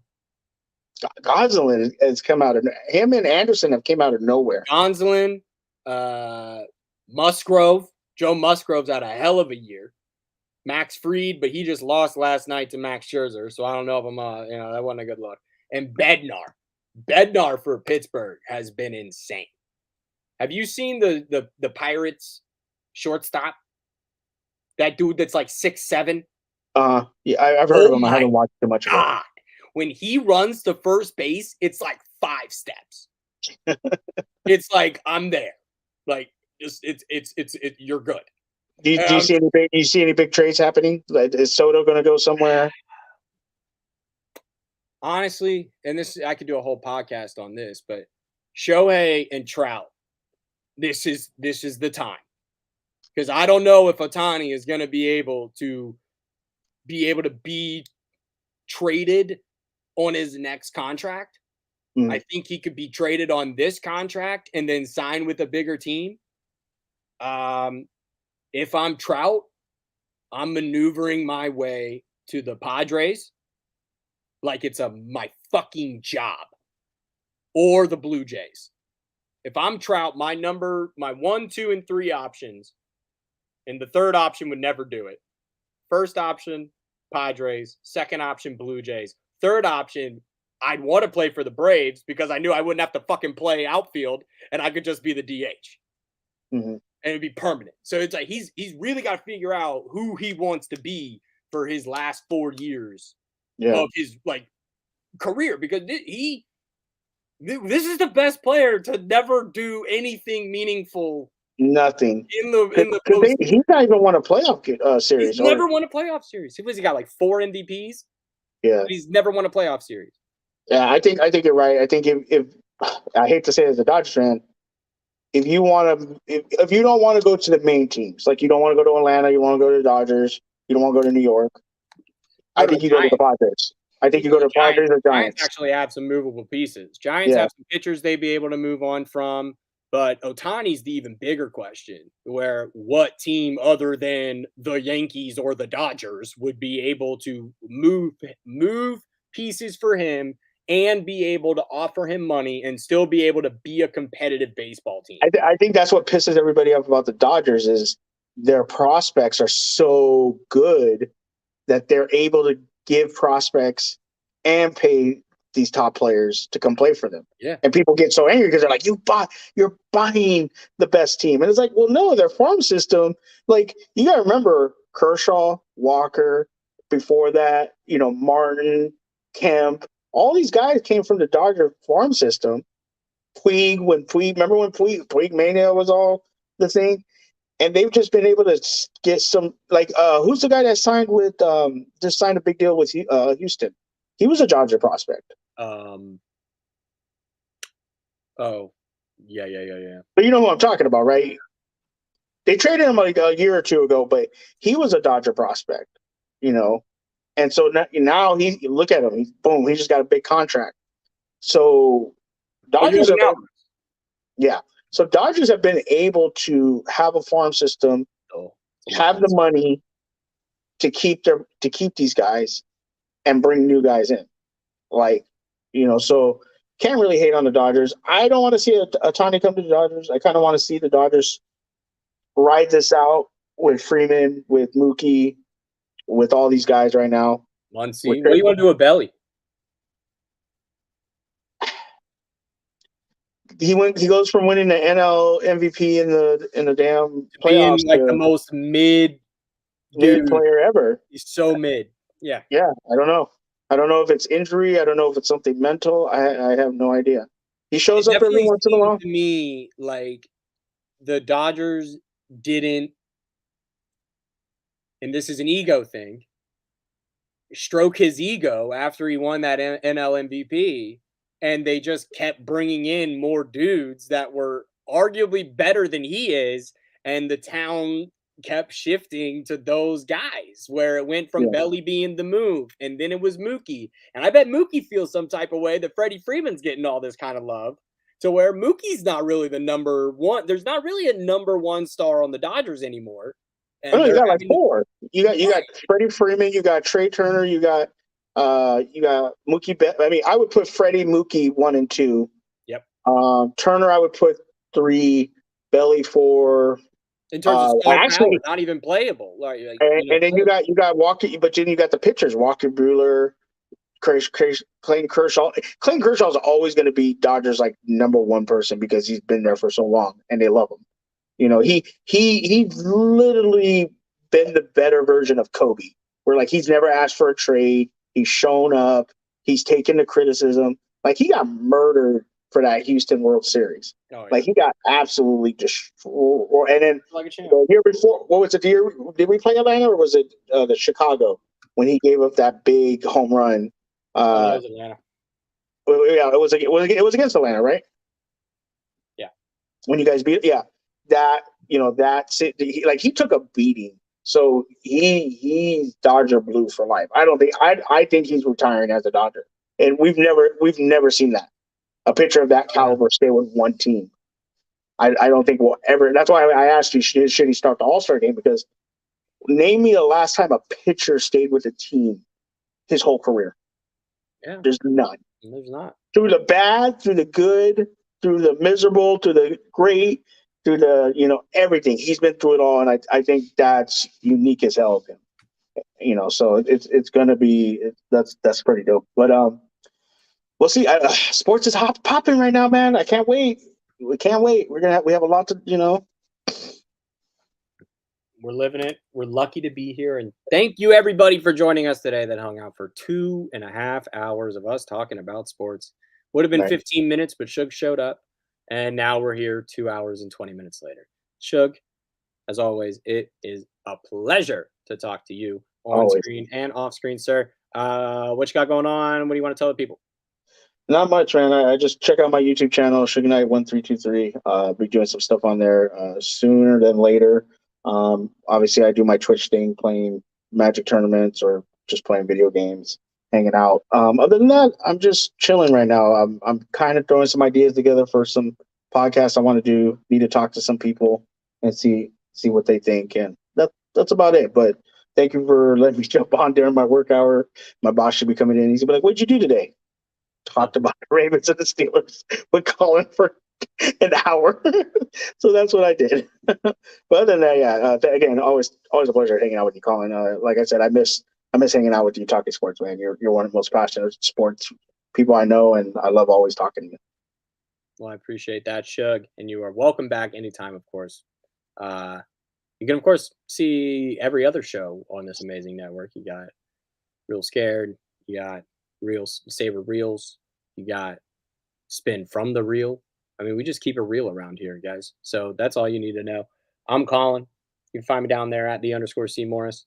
And yeah, follow Watt at WattRealEnt everywhere you can. We appreciate you guys. Yeah, and drop down in the comments if you're still watching, made it this far, so we can know if you were still here. Who's got more wins this year, Ravens or the Steelers? And with that, we bid you farewell. Peace out, Mother Fs.